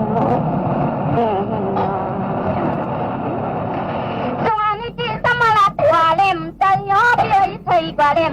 ที่ซื้อร้านมันเดจีกว่านำนาคำปีเสสวมลิกเรียนกดจึงเงินนางน้องสีกันน้องก็มูดดังเกาหลีปีวันน่ะคนว่ากินตอนเล็กมักเห็นคำอันแนวกลมกองที่สำลังปัตตาเผาในพี่น้องน้ำยาเขารู้นอนมาสิค่ะมาสิค่ะ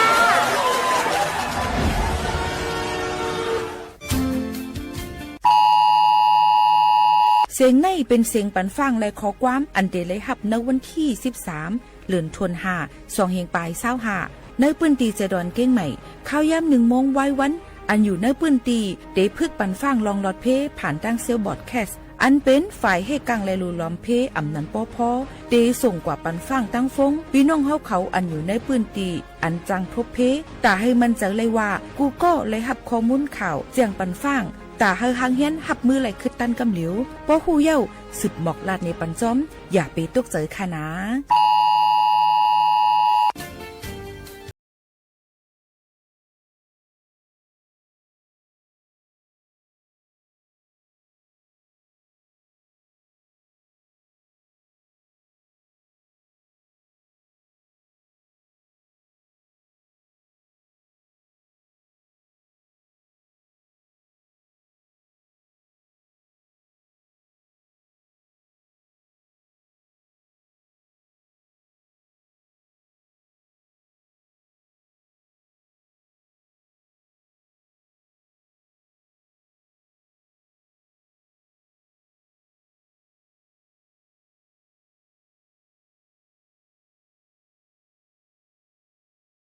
หันขอสนใจอิดออดเอามาฝากตอนจุดถึงพี่น้องเขาค่ะ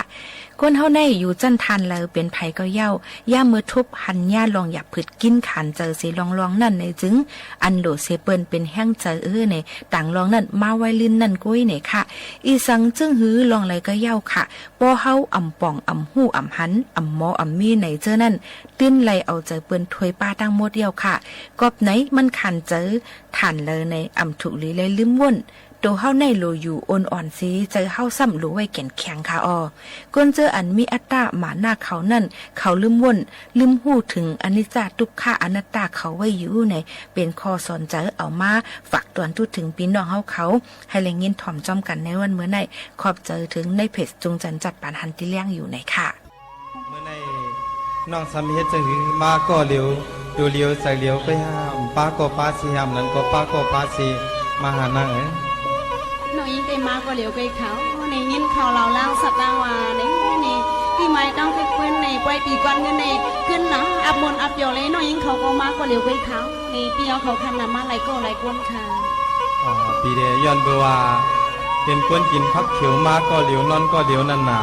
น้องเขาซ้ำเฮ็ดจังหือลาก็เหลียวไปก็เหลียวในเฮาเตรียมอยู่กวนหางดีปังตาหางงามซุปปั้มหมอลัดหมอจ๋าจังในว่าก็เหลียวไปก็เหลียวมาก็เหลียวในเฮาเตรียมอยู่เนาะในได้มาก็เหลียวไปเขาในเปียเขาสมัยกินพักเขียวมาก็เหลียวในเสิร์ฟค่ะในวันหางลีแต่หางงามสิ่งเปียเขาในสองน้องยิ่งเขาได้เลยตั้มใส่คาในอยากเลยเจมันพูดต่อดินต่อโหค่ะแล้วในตาได้ว่าก็เหลียวไปก็เหลียวได้น้องยิ่งหยุ่มเลยค่ะในกูอันเงินได้ให้จัดว่าถึงตีรหัสไปมาในน้องยิ่งได้กูเลยไอ้ได้เขาเขาได้ตื่นว่าอันมีนะจึงอันสว่างเงินต้อยห้อยจอดพอถึงดียอดที่ปลายมากูเลยเป็นลูกยิงนางสาวเป็นมักหมายว่าในจัดในเตไปก็ตื่นอันมีก็อยู่ห้อมจอมใจเหมือนหนังปีเดน้ำหมอก็หลอดมวยกอยก็หลอดหูนูก็หลอดจอกมองก็หลอดจ่านาก็หลอดจำคำหลอดจิงเมียงหลอดก้อนที่นอนหลอดเจ้าเข้าหลอดยองกองหลอดไห้ไก่หลอดปิดหินหลอดหมักมูจูฮักคำแต้งวางกินเอาก็หลอดเถิดเอาก็ก้างเอานะน้องยิ้มค่ะฟังเป็นเบาว่าเจ้าหนังไม่จนเรียกดังสังมีเงาค่ะหางลีหางเล้าดันเปียวเขาว่ามีสู้เจ้าหมักมูดังสังมีหิบดับก้ามหนึ่งคอหนึ่งก้ามในถิบสนองให้เขานางอันนางว่าปีในหางลีนั้นนั้นปีในหางลีมักขี้กาก็ทำหามมีนะเหมือนเจ้าหนังสุซ้ำหางปวดอันนกยุงคำเด็กกายักด้วยดังนาปวดนกหางสาเดมินเหมือนเจ้าเขาซ้ำยักด้วยดังหลังปวดยุ่มปังหายักด้วยดังนาปวดยุ่มขมเขี้ยมมานั่งก็ซึ่งเขาได้ลัดคิดก็ได้ผูกใกล้ขายเอาในอย่าไปลัดคิดทาในซึ่งซื้อได้หางลีมาล้างคำตั้มกันแล้วก็ก้นคอในก้นเพราะว่าในนาเมียสัตว์นางสัมปองหงนงไว้ในเมืองไต้ปัดปืนใน3ก็ทำหาสู้ใน4ก็ทำหาสู้ก้นสื่อเสียงอย่างหางลีตาหางงามซึ่งในเลว่าลองอันวานาเราจำคำเราจริงมิงรถก่อนนอนรถลุกรถก็ฮักก็สุดในที่อุ้มน้องยิ่งกองเหมือนหนังปีละลายก็ยังน้องยิ่งแก้มยิ้มเลยค่ะปั้มคนในพี่ก็ก้นหางลีตาหางงามซึ่งในที่มันได้มีอยู่ไว้นะเราเรียนก็ส้มเราล้มก็ยิ้มไว้ค่ะนั่งเพราะว่าอำยืมปีไหนก็ลองอันกลางใส่วันและจ้องห้องใส่อันปีมีนันปีติลาเน้นนอกในไปทำในนา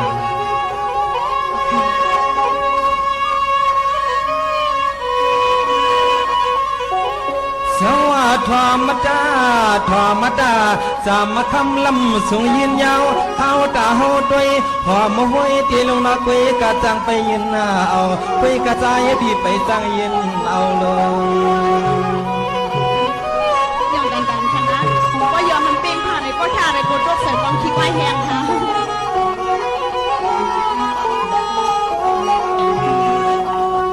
ไว้จะใจทางปีเอาไม่ยาวเมียนเปียนวันในก็มันก็ทำตัวที่ในห้องมือสั่งใจปีเคอสูงที่วันนี้น้องยิงปีปอเลยเป็นลูกมีเปิ้นนอนแล้วก็หอมไข่โยปีหอมมาไข่ปีค่ะน้องยิงเด็กเปลี่ยนสวยปีเสียโซซีไปเตื้อคือใบวางค่ะพี่ด้วยเรือยุกวงรุงตัวเปียวหันพางตันยิงก็ในปียามมาติเลียวในฮีว่าไปไหลมีจูปังหัวมือนมยีผมโปผมมีในตีเลยยุ่มข้อความมาหนุ่มนางน้องสาวให้น้องยิงเต็มมีเด็กเขาในอัมมีก็มึงบอกว่าอัมมีก็อ่อนน้อยยิงสุดต้องขึ้นลองหมอกเนื้อกันเนื้อย่องตาเป็นนาขึ้นมาเย็นมี นางน้องตีสำเกียวตีเฮาเลยตุกอะไรมอมันหาปากเปียดผมจังจอมให้จอมมาเก็บปันแล้วก็ใจคนผมจังจอมให้จอมเก็บปันแล้วก็ใจ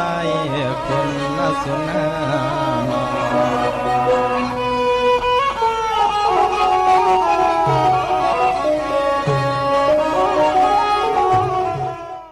ตอนด่าเนอตอนการเฮาค้าในวันมื้อในค่ะเตมาหมอกลาดปั่นเกี่ยวกับเบลอนไผแห้งแล้งในปื้นตีเฮาค้านั่นยันเปิ้นนั่นแหละอ่างเก็บน้ำอองตีฝายเก็บน้ำไว้เจอมือพ้องอันลำลวงนั่นนี่จึงน้ำเตลดยอมลงมาค่ะเยาก็ให้เฮาค้าอ่อนกันแป้งกินแป้งเจอน้ำในปื้นตีหนังฮือบ่ได้เลยห่างเฮียนมือพ้องฝนตกลงมานั่นในก็ได้เลยห่างเฮียนเก็บน้ำไว้เจอมือพ้องข้าวแห้งแล้งนั่นก็ได้เป็นตื้อตั้งอันหลีดอนตาเฮาค้าโยก็ได้จอยแถมแป้งกิน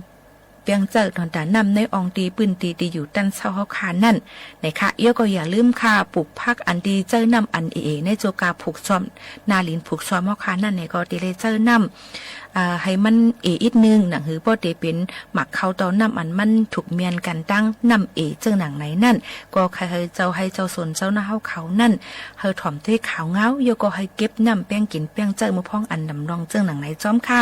เที่ยงอันนึงลองลำลองการเจอน้ำให้แป้งเจอน้ำนั่นให้ฮู้กาขันน้ำลำลองตอนตาจัดปานก้นมนุษย์เฮาค่ะมาโตสัตว์มาโตก้นว่าตัวอันมีถาดสายเจอต้นไม้น้ำดินหินผาขาดเจิมเจอนั่นมันก็ได้เป็นตื้อตั้งอันนี้เสหนังหือป้อเดเลยอยู่เศร้ากว่าในเมืองลุมฟ้าค่ะในกว่ายินยาวข้าวหึงเดเลยจ่อยกันแป้งกินแป้งใจน้ำเย่ายำพองตะเร็วในฝากตวนจุดถึงพ่อแม่ปีน้องๆเขากูก็กูก้นตั้งมดตั้งเสียงอยู่ค่ะ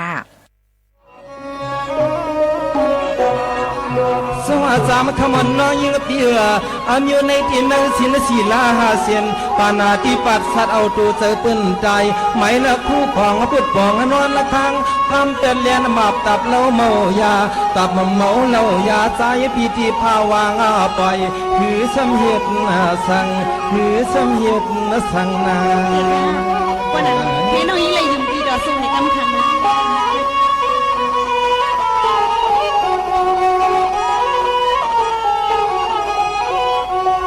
อันนปีโกในอันนปีโกในเล่าน้องปีโกในพี่นาตนเฮือนาตนเยลูกเมียเบิ่นสีเอาป้าตีนาสินศีลาหาเสียนแต่เทียนปานาบอกพี่เฮาละทุกออกปันป้าทางนี้นี่น้องยินดีแต่ว่าในปันปีเลยพิษกรรมในสู้กรรมในหมอกตรงนั้นตรงนี้น้องยินเขาได้กินเอาก็หลับเท่าพี่น้องนี้ค่ะที่ทางมังเผาเมานั้นตอนนั้นน้องอ่อนปีเฮานี่มาลาดความเยาความหยอกหมอกนี่ก็เป็นปีเขาเป็นฮักถูกนี่กันมือก่อนอ่อนเสียงน้องปีขี้ทางเสียงน้องมาลาดความมาลิงปีคำวันนะกายันคนเดน้องยิงไม่ปายันไว้ให้ยันหน้าไปน้องยิงป้อมไว้กับเขาดี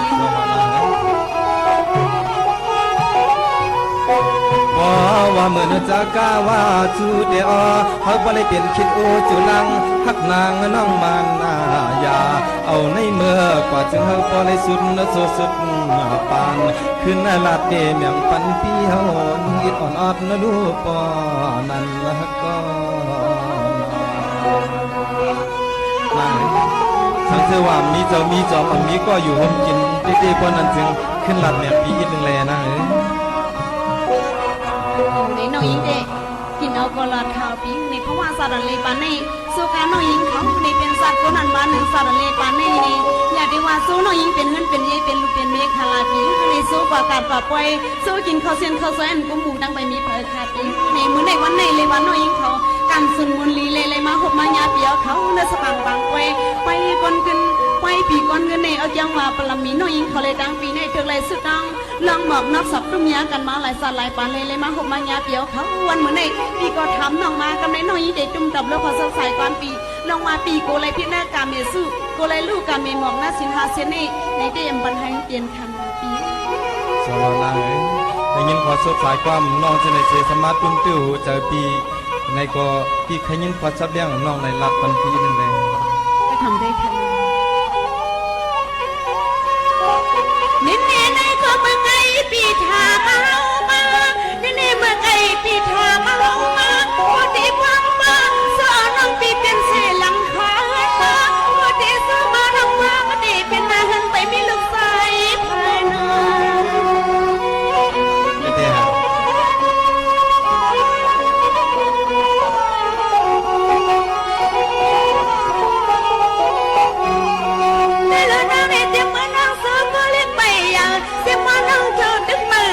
าดอกคืนฮอดยามาใน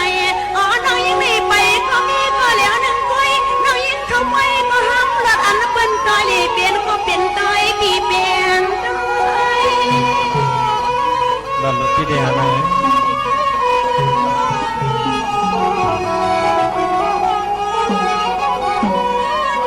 เปียกมาในที่แน่สะปังปางอัดยอไว้เกี่ยวสะพังเศร้าขึ้นไว้ดันในปีเฮาทั้งสุขเฮาก็ทำเลยเปลี่ยนฮักเปียงแหลกเฮาก็แล้วก้อย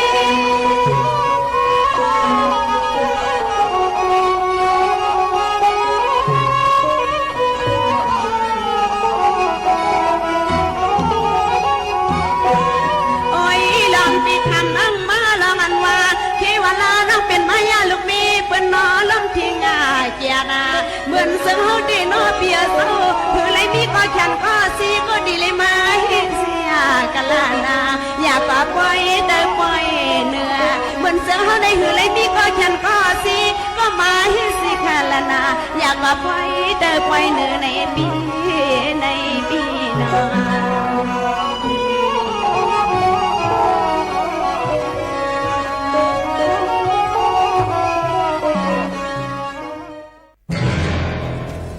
อะโลไม่ว่าไม่ปีในเป็นมาไม่เลยเจ้าเตะตั้งเป็นโควิด19ลงกอนี้เพแห่งแรงลงกอซัมมะ ปีในเขาว่าฝนตกนำก็อ่ำปอมีเขาโดดใจกันแป้งหอมแป้งใจน้ำเฮามีพรหลีตาเดลัยใจน้ำเป็งปอต่อปอป่นข้าวแหงนั่นเย้าน้องยิง ไลออปีปอเฮาซ้อนเปิงพมมือใจกันกูฝ่ายเฮาก็เตคำป่นไหลลองตั้งหยับกว่าอยู่ แห่งการยานมึงพมใจเฮกังเพแหงแรงโดยตั้งมุงมองให้เป็นรองดีเสเข้าขาทานฐาหน้ากอกับ10ข่าวตอน3เก่งใหม่ ยินจงค่ะ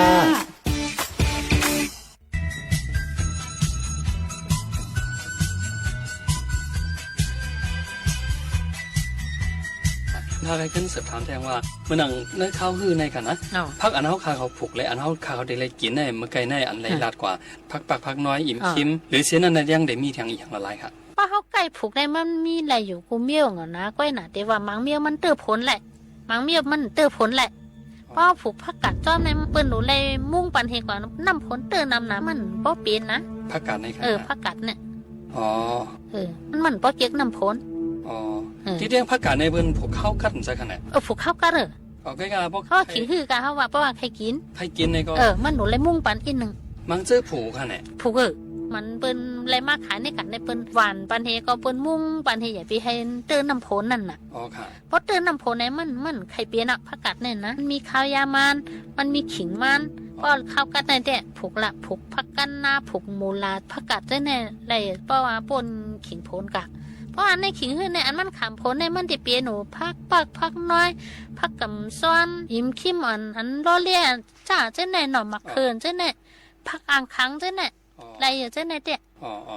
ขามพ้นเนาะขามพ้นเจ้าแน่หนึ่งพ้นมากกันหนึ่งเลี้ยมันก็หมดตายอ๋อค่ะอันเมื่อหนังเขาคาเขาปลูกพักปลูกเยอะเนอะเฮือกเนอะสวนเนี่ยอันลองมายาเก้าเหมือนหนังโมงเมียงเจ้าแน่แต่ผมสูมีกันเนาะกำในมีกับมือเลี้ยวในมีเหมือนตั้งมันลานี้มีมือก่อนเนี่ยนะมีเลี้ยวในมีกันเนาะมือเลี้ยวในมีนำหนังว่าก้นในเวียงเนี่ยอีช่างก็แค่ฉีดยาที่นั่นน่ะมันมีตัวยามันหอยก็มัวมากกินนะแช่พักเส้นเนี่ยนะลีอาเมหอยตัวใหญ่ค่ะหอยอันเป็นขุยหอยโง่ดูหน่อยนั่นนะมันคืนจ้อมต้นโถต้นหมักน้อยต้น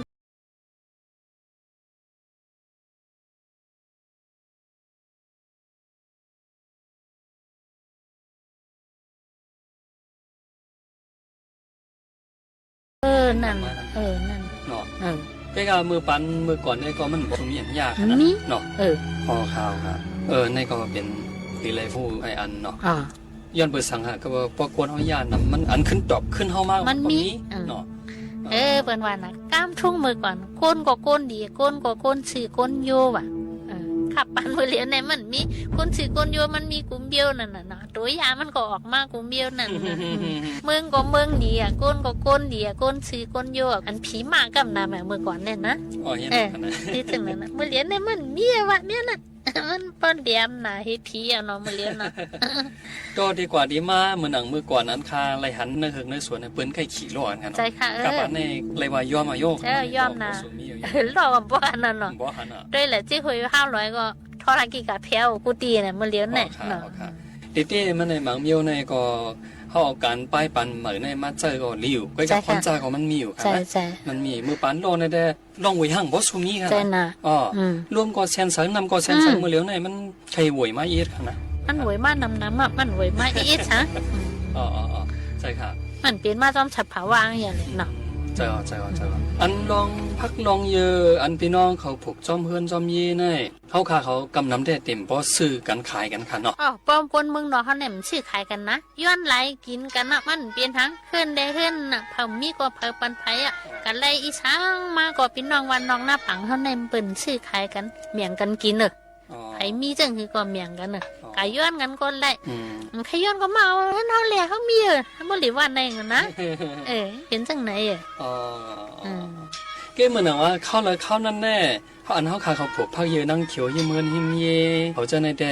ตื้นพี่น้องได้เขาตื้นป่องจะมาจิ้มเลยจิ้มกว่าเนาะเต็มมือกวนนะเต็มมือกวนมาในแต่พี่น้องปีกเถินทางคือเขาก็เฮ็ดมาเต็มมือไรอ่ะเช่นน่ะ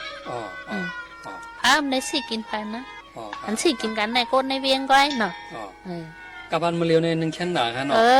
สมมติมาซื้อถึงเนื้อส่วนให้ไรก็กล้ากว่าใครต่อกันหิมกันเฮงก่อนเอาข่าวครับนี่ยังลองใครหู้ในเหมือนหนังว่าลองตั้งกินตั้งย่ำพักเยอะนั่งเกี่ยวเขาขาเขาผูกแน่มันได้มีราศี3ข้าวค่ะเนาะข้าวกัดข้าวใหม่ข้าวฝนใน3ข้าวในอันออกตั้งกินอันเหลืองสีเป็นข้าวเลยค่ะเนาะในขิงพ้นในกาดเหลืองให้เปิ้นขิงเดือน12ได้ในก็มากันว่าก้อนเหลืองอันบ่ไข่เหลืองในมันมีเดือน4เดือน5จังไหนก็เห็นนะก็เปิ้มนำในมันไข่แยงกันเนาะก็นะเพราะว่ามาใส่เอานำโหดเอาแต่มันก็เปลี่ยนมาอยู่ก็นะให้หวานเหมือนหนังฉับผาวางมาเนี่ยแต่มันเป็นหวานเนาะอ๋อค่ะเขาก็ว่าการหากินเลี้ยงต้องพี่น้องใต้เขากำนำอันเป็นเปิงหลวงแต่มันได้มีการผูกซ้อมด้านการค้าขายในกับใจกันใช่ค่ะ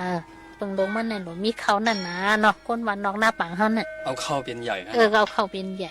พอเขามีเขานำกาคือก็ใจลีขนาดเนี่ยนั่นน่ะก้นเมืองนอกเขาเนี่ยนะทำเพราะขี้ใจอ่ะเพราะเขามีเขาไผมีเงินเป็นเจ้าไผมีเขาเป็นคุณใช่เมืองผู้หญิงก็ไล่ผู้ชายก็เป็นเพียงนั้นยาวข้างอีเพียงนเมืองเปิ้นเทียงแม่ดชินหาป้าพระตราสังขาดอกตัวเนื้อเจ้าตังช้ำโขนเน่าในแต่คำผูกกันเข้าหึงเอาค่ะเนาะผูกข้าวพึ่งหลอดโขนเน่าแน่นะเพราะเรือน6เขาบ่ผูกก็แลเรือนเก่ามาเอาเพราะเอาเรือนเก่ายามขึ้นผูกแทงเรือน12มาเอา2แข้งนี่2แข้งเนาะ2แข้งขี้นื่นน่ะแต่เฮาผูกตัวบ่ไหลในซับแรงในวันเอียนค่ะเพราะว่าเรือน6เนี่ยเขาผูกก่อนนะผูกยาวก็เขาขึ้นร่องนั่นน่ะเพราะร่องน่ะอันกลมเงามันน่ะอันดินกลมเงามันน่ะร่องมือเลยของค่ะไหว้เสผูกเอาในเพราะไหว้เสผูกยาวไหนเพราะมันออกมายันลิ้นในเตมีวหมอกคือปลายจังไหนกะเปิ้นร่องร่อง2แข้งนั่นก็ร่อง2แข้งร่อง2แข้งเพราะว่ามันมีคือปลายในเปิ้นร่องแทงแข้งให้เนาะออกมาได้มีแทงศอกเนาะในก็เปิ้นร่องแทงเพราะร่อง2แข้งเนี่ยมันดีให้เปิ้นเนาะมันมีเยอะแยะมาหงหมักโป่งดีกะเพราะมีตัวอย่างนะเพราะมีตัวอย่างแต่จังว่ามันมีปีเลยปีนั้นมันเหมือนกันก็พอเฮ็ดจังนั้นเฮ็ด2แข้งนั้นก็เพราะเลย3เดือนมาเอาแล้วรู้เดือน6เดือน7เดือน8เดือน9มาเอาซ้ำขึ้นผูกแทงเดือน12มาเอา2แข้ง2แข้งไอ้ผูกมันก็ยานกัน1 2จังไหนกะตั้งไก่มันเพราะผูกจำมันนี่ก็หมักมันบ่หลีหมักมันบ่โป่งเพราะผูกไก่กันแน่หมักมันติโป่งเพราะเฮาลอง2ปองมันก็ติหลีเพราะลอง1ปองมันบ่เข้มใช่ครับว่าไอ้ผูกชำเมืองนอกเนาะมันก็อำรูใช้เมียจ่าหังเมืองนอกเฮาแท้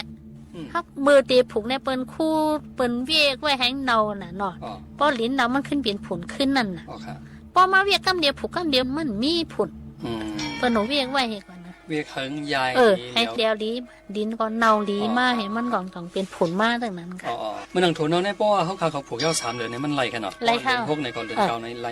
ว่าไล่ในเฮามันลักษณะมันนี่มันเปลี่ยนจังครับมือไล่เอาไหนมันได้หาเรื่องมานั่นน่ะป้อเรื่องมาเนี่ยมันได้แหงมานะพอแหงมาเปิ้นได้โทยเฮ้ป่ะพี่น้องเมืองน้องเขาเนี่ยเปิ้นเฮ็ดชาวอันวางเฮ็ดขามแต่นะเฮ็ดข้าวตันยาลงเฮก็มาเทเอาเสียบใส่เนื้อชาวถุนเนาเท่านั้นเห็นนั่นก็ป้อตักมาน้ำมันในแหงโดนก็แหงมึงมิงมึงมากเนี่ยก็เปิ้นเอามาสูงกันเฮก็ป้อนั่นน่ะป้ออย่างนี้ก็เปิ้นต่างขายก็เดียวแท้เดือนเก่าเนี่ยมันเลยขันน่ะนะมันเลยกลางดีก็เปิดผลตกมันลาลิมีนั่นน่ะเพื่อทำโดยอ่ะนะขิงนั่นพอถึงเดือน12มาในแต่ไรอยู่ป้อรายการนั่นกะโทนเอาอันออกเดือนเก่าในนึงแค่รายการขนาดรายกะขายกะมันลาลิมีแหละขิงฮื้อเลยเนาะเป็นจังไหนล่ะโทนเอาเนี่ยเปิ้นปาดเอาค่ะเนาะเปิ้นถ้วยปาดเราได้เปิ้นปาดง่าค่ะนอนง่าเปิ้นปาดเนี่ยตักแห้งๆเนี่ยต่อมาปอกคนซื้อบ่แขกซื้อในชนคำเดียวเยาวะมือเลี้ยวในเนาะมือเลี้ยวคนนำน่ะเนี่ยคนการนำน่ะหิมกันก่อนนะวันมื้อในเดไลฮู้ลองตั้งฮู้ถั่วเน่าค่ะเนาะในข้าวคือข้าวคนในเพิ่นก็ปลูกถั่วเน่ากันอยู่นะแกอยู่ที่ถั่วเน่าสังว่ามันไหลมาเย้าในจึงสำเร็จเฮ็ดตั้งกินซึ่งอะไรค่ะอยู่มันสิเป็นถั่วเน่าแคบมันให้ก่อนนั่นเนาะเฮ็ดถั่วผู้ยันก็ลายถั่วเน่ายันก็ลายถั่วเน่าน้ำพริกก็ลายถั่วเน่าน้ำพริกนั่นน่ะถั่วเน่ายันเนี่ยนะกำในซ้ำเฮ็ดถั่วผู้ขาวในก้นลายนั่นน่ะหลายจื่อหลายก็จังว่าได้ถั่วเน่ามันเข้ากูปึงนั่นน่ะเฮ็ดทั้งก้นลายใส่ทั้งก้นลายนั่นน่ะตำพองๆเห็นมาใส่พักได้เฮาได้ป้อหงพักป้อมป้าถั่วเน่าไปเยี่ยวกันนั่นน่ะไปเยี่ยวกันว่านะเขาก็เลยยินกำพองว่าเนื้อถั่วเน่าในก็มันก็ธาตุวิตามินก็มันเต็มถั่วนี้กันใจค่ะใจค่ะกินนี่ก็ตั้งกินก็เจอยาก็เปลี่ยน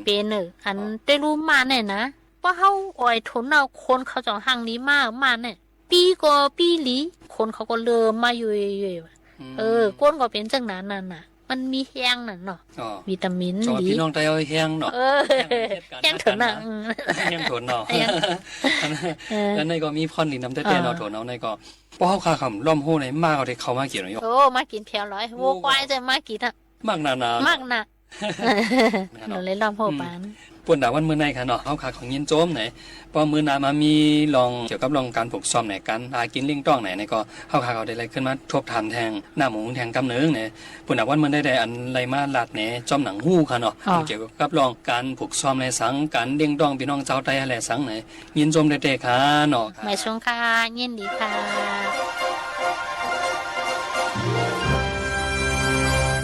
เอาค่ะเฮาค่ะเลยทอมกับเพ่งความปานเก่าในคณะโยก็อย่าไปลืมหลู่ล้อมได้ถึงป้ายอยู่หรือปอแม่ปีน้องเขาอันเอาปื้นหูตั้งหันฝากตอนจุดถึงปอแม่ปีน้องๆเขาอยู่ในคาเข้าย่ำจำมดจำเซงเดย้อนผัดยันพี่น้องเขาเมื่อกว่ากวนคณะส่งขึ้นมาฮบมาทบจำกันองตี49เส้นตั้งประชาสัมพันธ์จังการเว้งเก้งใหม่50100ตีในจอมขาวผู้ปืนเผาผู้จัดการยิงโมขาวนนค่ะสุภาวันเชื้อสารวินในคาพบทบจำกันที่สวทเก้งใหม่ AM 1476 kHz ค่ะวันเมื่อในยินจมขอบใจกูก็กูก้นเสยันสู้เฮอหนังกลางเจอนั่นใครเลยใครเป็นนั่นให้เตรียมทนกูลองเสกัมในม่อนค่ะเหมือสุงค่ะสวัสดีขมันน้อยยังเปียลองนะพี่เจ้าฮักชวนในมันง่ายสามันว่าเกียงกลางเขาป้องนางเหมืองกึ่งนางเราเขาตอนที่อ้อยนะหือสามีสั่งหนึ่งมาเด็กเหมือนหือสามีสั่งหนึ่งมาเด็กเหมือน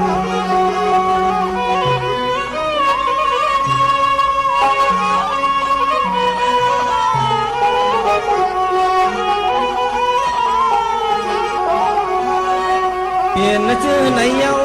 เปลี่ยนนะชื่อไหนเย้าเฮาเตียนอไว้เจอฮักสีจำคำเล่อำไลไว้เจอพี่เฮาเล่เอามิดโมงมาใส่แดงเสือมาเย้าดำมาคอ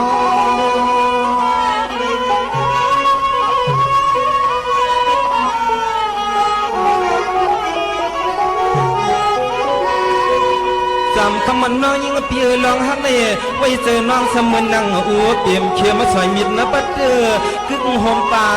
ป่านะเจ้าสามมาลอง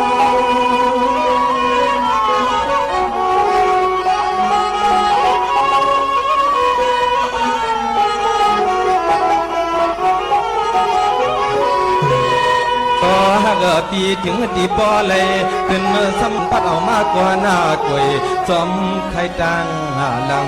ถึงตีปอเลยขึ้นพัดเอามากกว่าหน้ากวยสิเลจอมไข่ตังลังนั่นเอง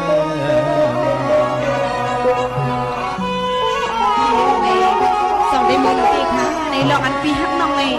ปีบางมือนังถึง300นั่งเปลี่ยนเลยใส่ตีค่ะ ทำใจแล้วจังทำเลย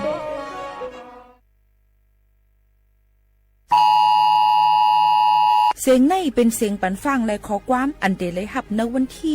13เดือนธันวาคม2เฮงปลาย25ในปื้นตีเจดอนเก้งใหม่ข้าวย่ำ1 โมงไว้วันอันอยู่ในปื้นตีเดพึกปันฟังลองลอดเพผ่านตั้งเซลบอดแคสอันเป็นฝ่ายให้กังและลูล้อมเพอำนันป้อพอเดส่งกว่าปันฟังตั้งฟงพี่น้องเฮาเขาอันอยู่ในปื้นตีอันจังทบเพแต่ให้มันเจอเลยว่ากูก็เลยหับข้อมูลข่าวเจียงปันฟังตาเฮาหางเฮียนหับมือไหลคือตันกำเหลียวป้อฮู้เย้าสืบหมอกลาดในปันจอมอย่าไปตกเจอค่ะนะ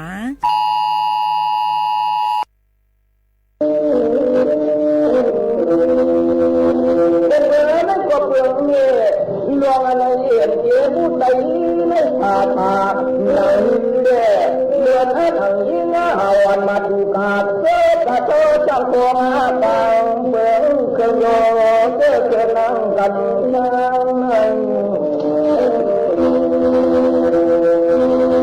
เดี๋ยวมันลองกินลองกานะก็เจออยู่ใน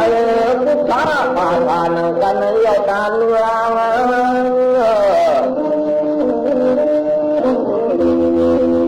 มันเมื่อกินเมื่อก้อนเมื่อนายยังควันไว้เกี่ยป่าดินต้องตั้งไว้มาที่มันตั้งมันนั่งก็ยังซ้ำไปฟองยังทุกอยู่นั่นละใจ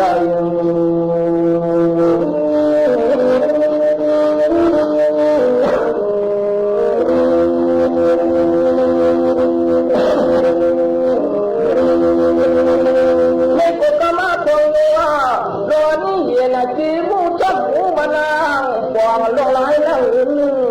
เสียมันเขียนคำเช็ดที่อยู่ในใจนั้น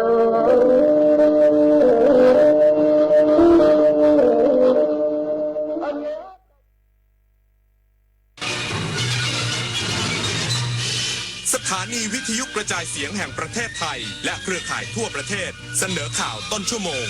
รู้เร็วรู้จริงเกาะติดทุกสถานการณ์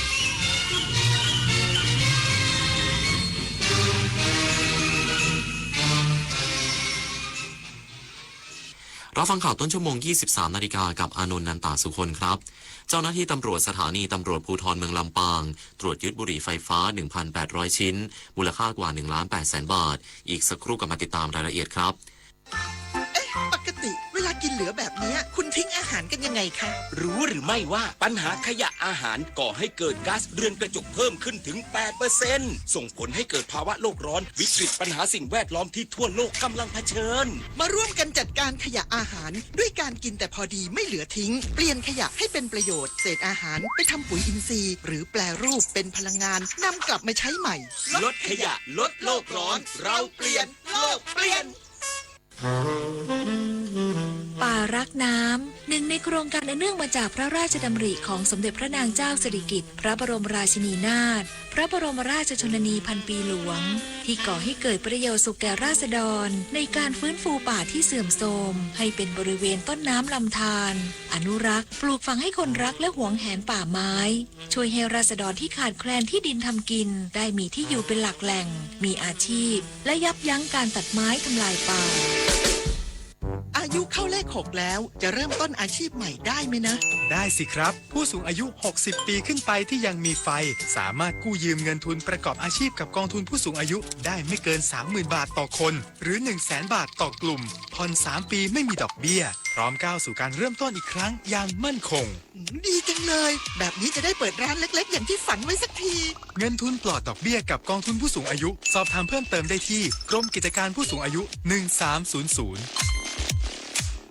คนชอบตื่นเช้าฟังข่าวตอนเช้าให้ทุกเช้ามีสาระตีของร้องข่าวสื่อส สารตรงถึงชาวบ้านในทุกพื้นที่ผ่านหอกระจายข่าวทั่วไทยจากการจับมือกันแน่นของกรมประชาสัมพันธ์และกระทรวงมหาดไทยออกอากาศทุกวันเวลา 6:30 น.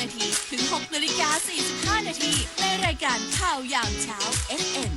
92.5 เมกะเฮิรตซ์ทางสถานีวิทยุกระจายเสียงแห่งประเทศไทยและเครือข่ายทั่วประเทศ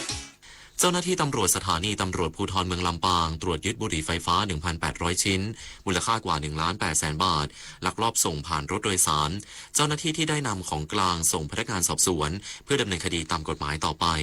พลตำรวจตรีภูมิปัญญานวัตกุลพิสุทธิ์ผู้บังคับการตำรวจภูธรจังหวัดลำปางเปิดเผยว่าเมื่อวันที่ 9 พฤษภาคม 2568 ที่ผ่านมาเวลาประมาณ 16:45 น.เจ้าหน้าที่ตำรวจสถานีตำรวจภูธรเมืองลำปางส่วนที่กำลังร่วมกับหลายหน่วยงานเข้าทำการตรวจยึดกระเป๋าต้องสงสัยจำนวน 6 ใบที่สถานีขนส่งจังหวัดลำปางภายในพบบุหรี่ไฟฟ้าชนิดใช้แล้วทิ้งยี่ห้อ M0 รวมทั้งสิ้น 1,800 ชิ้นมูลค่าประมาณ 1,800,000 บาทจากการสืบสวนเบื้องต้นพนักงานบริษัทกรีนบัตให้ข้อมูลว่าบุคคลดังกล่าวได้มารับกระเป๋าเปล่าที่ส่งมาจากจังหวัดภูเก็ตในช่วงเช้าและกลับมาในช่วงบ่ายพร้อมกระเป๋าใบเดิมที่ห่อหุ้มด้วยพลาสติกไว้อย่างหนาแน่นทำให้เกิดความสงสัยจึงได้แจ้งเจ้าหน้าที่ตำรวจทางเจ้าหน้าที่จึงได้เข้าตรวจค้นรถโดยสารของบริษัทกรีนบัสสายภูเก็ตเชียงใหม่หมายเลขทะเบียน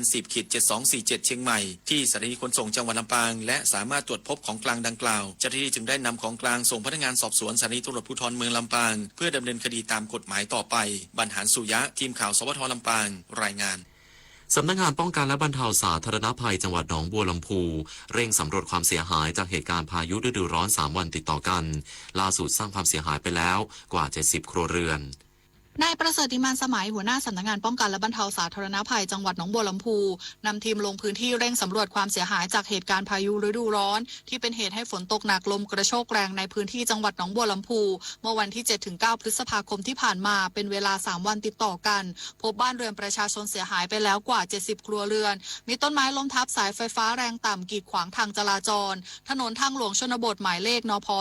3012และมีกระแสไฟฟ้ารั่วไหลรถทุกชนิดไม่สามารถสัญจรได้การไฟฟ้าในพื้นที่เร่งตัดไฟฟ้าพร้อมกันนี้ทางสำนักงานป้องกันและบรรเทาสาธารณภัยจังหวัดหนองบัวลำพูได้มอบเต็นท์ผ้าใบคลุมหลังคาแก่ผู้ประสบภัยเพื่อบรรเทาความเดือดร้อนในเบื้องต้นทั้งนี้ขอให้ประชาชนวางแผนการเดินทางและติดตามข่าวสารจากทางราชการอย่างใกล้ชิดตามประกาศของกรมอุตุนิยมวิทยาเตือนพายุฤดูร้อนจะมีผลกระทบจนถึงวันที่12 พฤษภาคมนี้ธนถาปั้นแตงสวทหนองบัวลำพูรายงานวัดพระธาตุผาซ่อนแก้วจังหวัดเพชรบูรณ์จัดกิจกรรมปฏิบัติธรรมภาวนาและพิธีเวียนเทียนทักษิณวัตร45 รอบณวิหารพระพุทธเจ้า5 พระองค์เพื่อส่งเสริมพระพุทธศาสนาและเสริมสร้างความเป็นสิริมงคลในชีวิตเนื่องในโอกาสพิเศษวันวิสาขบูชาวัดพระธาตุผาซ่อนแก้วจังหวัดเพชรบูรณ์จัดกิจกรรมปฏิบัติธรรมภาวนาระหว่างนี้ถึง12 พฤษภาคม 2568และพิธีเวียนเทียนทักษิณวัตร45 รอบในวันที่11 พฤษภาคม 2568ตั้งแต่เวลา 18 นาฬิกาเป็นต้นไปณวิหารพระพุทธเจ้า5 พระองค์เนื่องในโอกาสพิเศษวันวิสาขบูชาเพื่อสร้างพลังบุญและเสริมสร้างความเป็นสิริมงคลในชีวิตร่วมเดินร่วมจิตร่วมใจสู่แสงธรรมในวันวิสาขบูชาวันคล้ายวันประสูติตรัสรู้และปรินิพพานขององค์สมเด็จพระสัมมาสัมพุทธเจ้าโดยการเดินเวียนเทียนครั้งนี้เป็นการเดินจงกรมแบบกรรมฐานเพื่อฝึกสติก่อให้เกิดปัญญาและสั่งสมบารมีเดินด้วยกายสงบด้วยใจเบิกบานด้วยธรรมซึ่งพุทธศาสนิกชนที่เข้าร่วมกิจกรรมสามารถเดินได้ตามความสะดวกไม่จำกัดว่าต้องครบ45 รอบซึ่งทางวัดพระธาตุผาซ่อนแก้วนำโดยพระภาวนาวชิรประการหลวงพ่อปรมีที่ปรึกษาเจ้าคณะภาค4เจ้าอาวาสวัดพระธาตุผาซ่อนแก้วตั้งมั่นนำพาผู้ร่วมกิจกรรมเดินเวียนรอบวิหารพระพุทธเจ้า5 พระองค์45 รอบเพื่อระลึกถึง45 พรรษาแห่งการเผยแผ่ธรรมะของพระพุทธเจ้าเพลินจิตส่วนสินพงศ์สวทเพชรบูรณ์รายงานจบข่าวอานนท์นันตะสุคนอ่านรับฟังข่าวครั้งต่อไปเวลา 6 นาฬิกาติดตามข่าวที่นำเสนอไปแล้วได้ที่ www.thainews.prd.go.th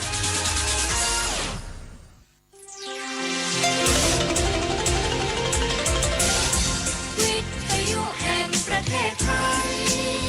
ให้ความรู้กู้ความสุข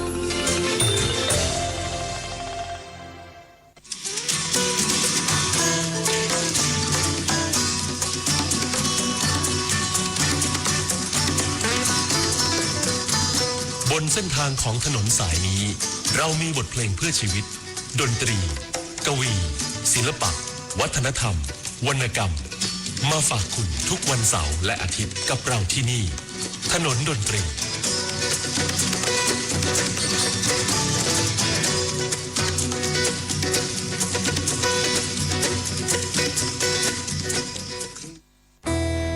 ถนนดนตรีไลฟ์เดือนพฤษภาคม พบกับศิลปินเบื้องหลัง พลังของคนดนตรียุค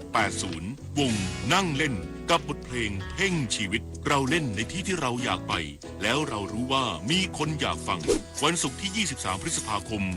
2568 เวลา 18 นาฬิกา ณ ห้องออดิทอเรียม อาคารศูนย์ปฏิบัติการ ถนนวิภาวดีรังสิตดินแดง ติดต่อเข้าชมฟรีได้ที่ Facebook ถนนดนตรี เรายังเป็นนักเดินทาง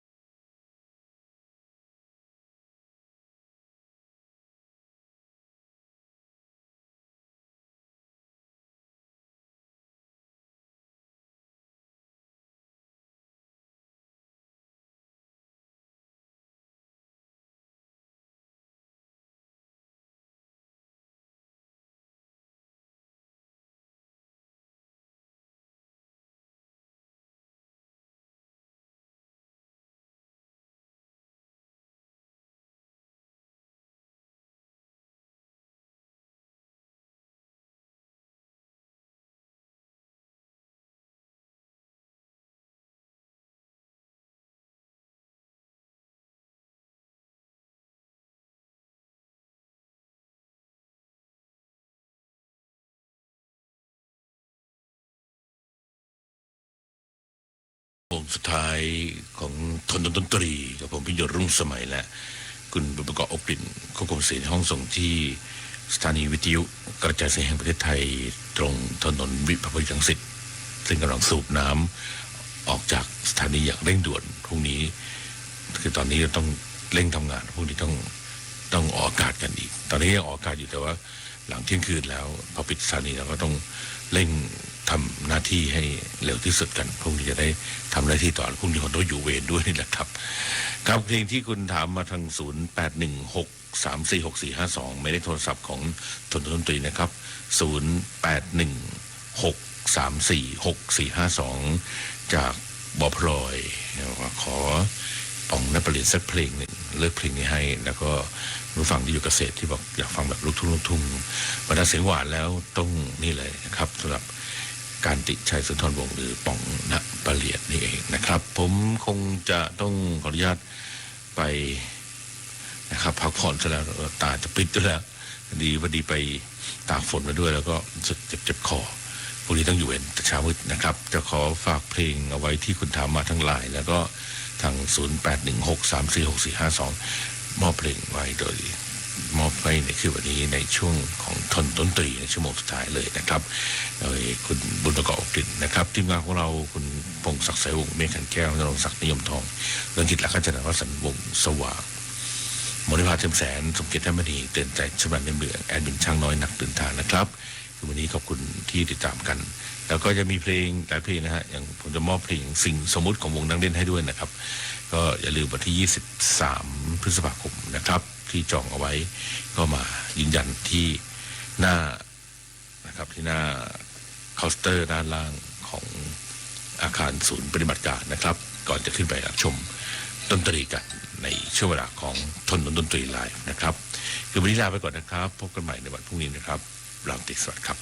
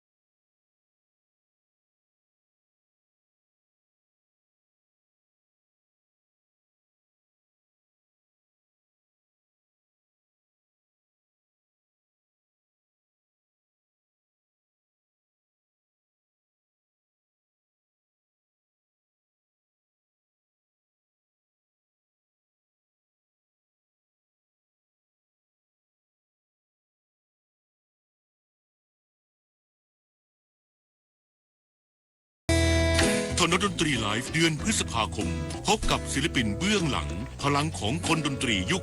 80 วงนั่งเล่นกับบทเพลงเพ่งชีวิต เราเล่นในที่ที่เราอยากไป แล้วเรารู้ว่ามีคนอยากฟัง วันศุกร์ที่ 23 พฤษภาคม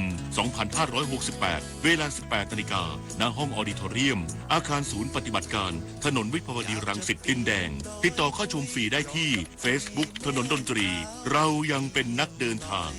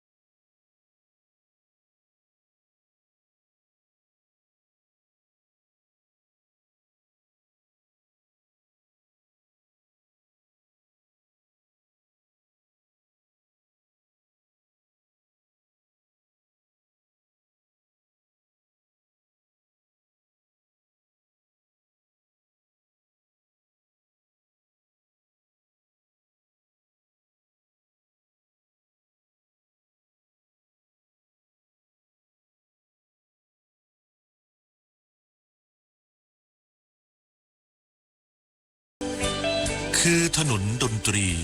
ที่สรรสร้าง เรายังคงเดินทางอย่างที่ฝัน อาจรื่นรมหรือขมขื่นในคืนวัน ก็ปล่อยมันอย่างที่เห็นและเป็นไป คือเสียงเพลงแห่งชีวิตอิสระ คือพันธะในนิยามความฝันใฝ่ คือดนตรีบรรเลงเพลงจากใจ คือสายใหญ่บทเพลงรักนักเดินทาง บทกวีโดยนกน้อยชูเกียรติช้าไทยสงฆ์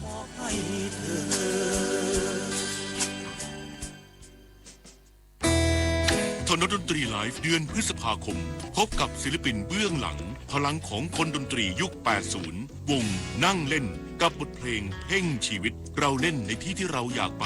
แล้วเรารู้ว่ามีคนอยากฟัง วันศุกร์ที่ 23 พฤษภาคม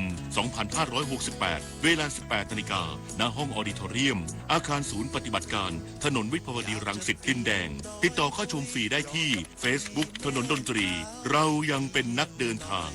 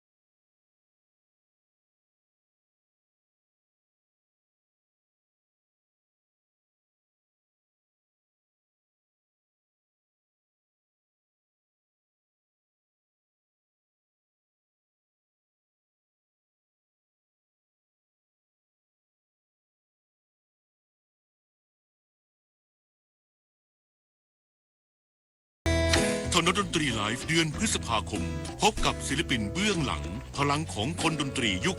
80 วงนั่งเล่นกับบทเพลงเพ่งชีวิต เราเล่นในที่ที่เราอยากไป แล้วเรารู้ว่ามีคนอยากฟัง วันศุกร์ที่ 23 พฤษภาคม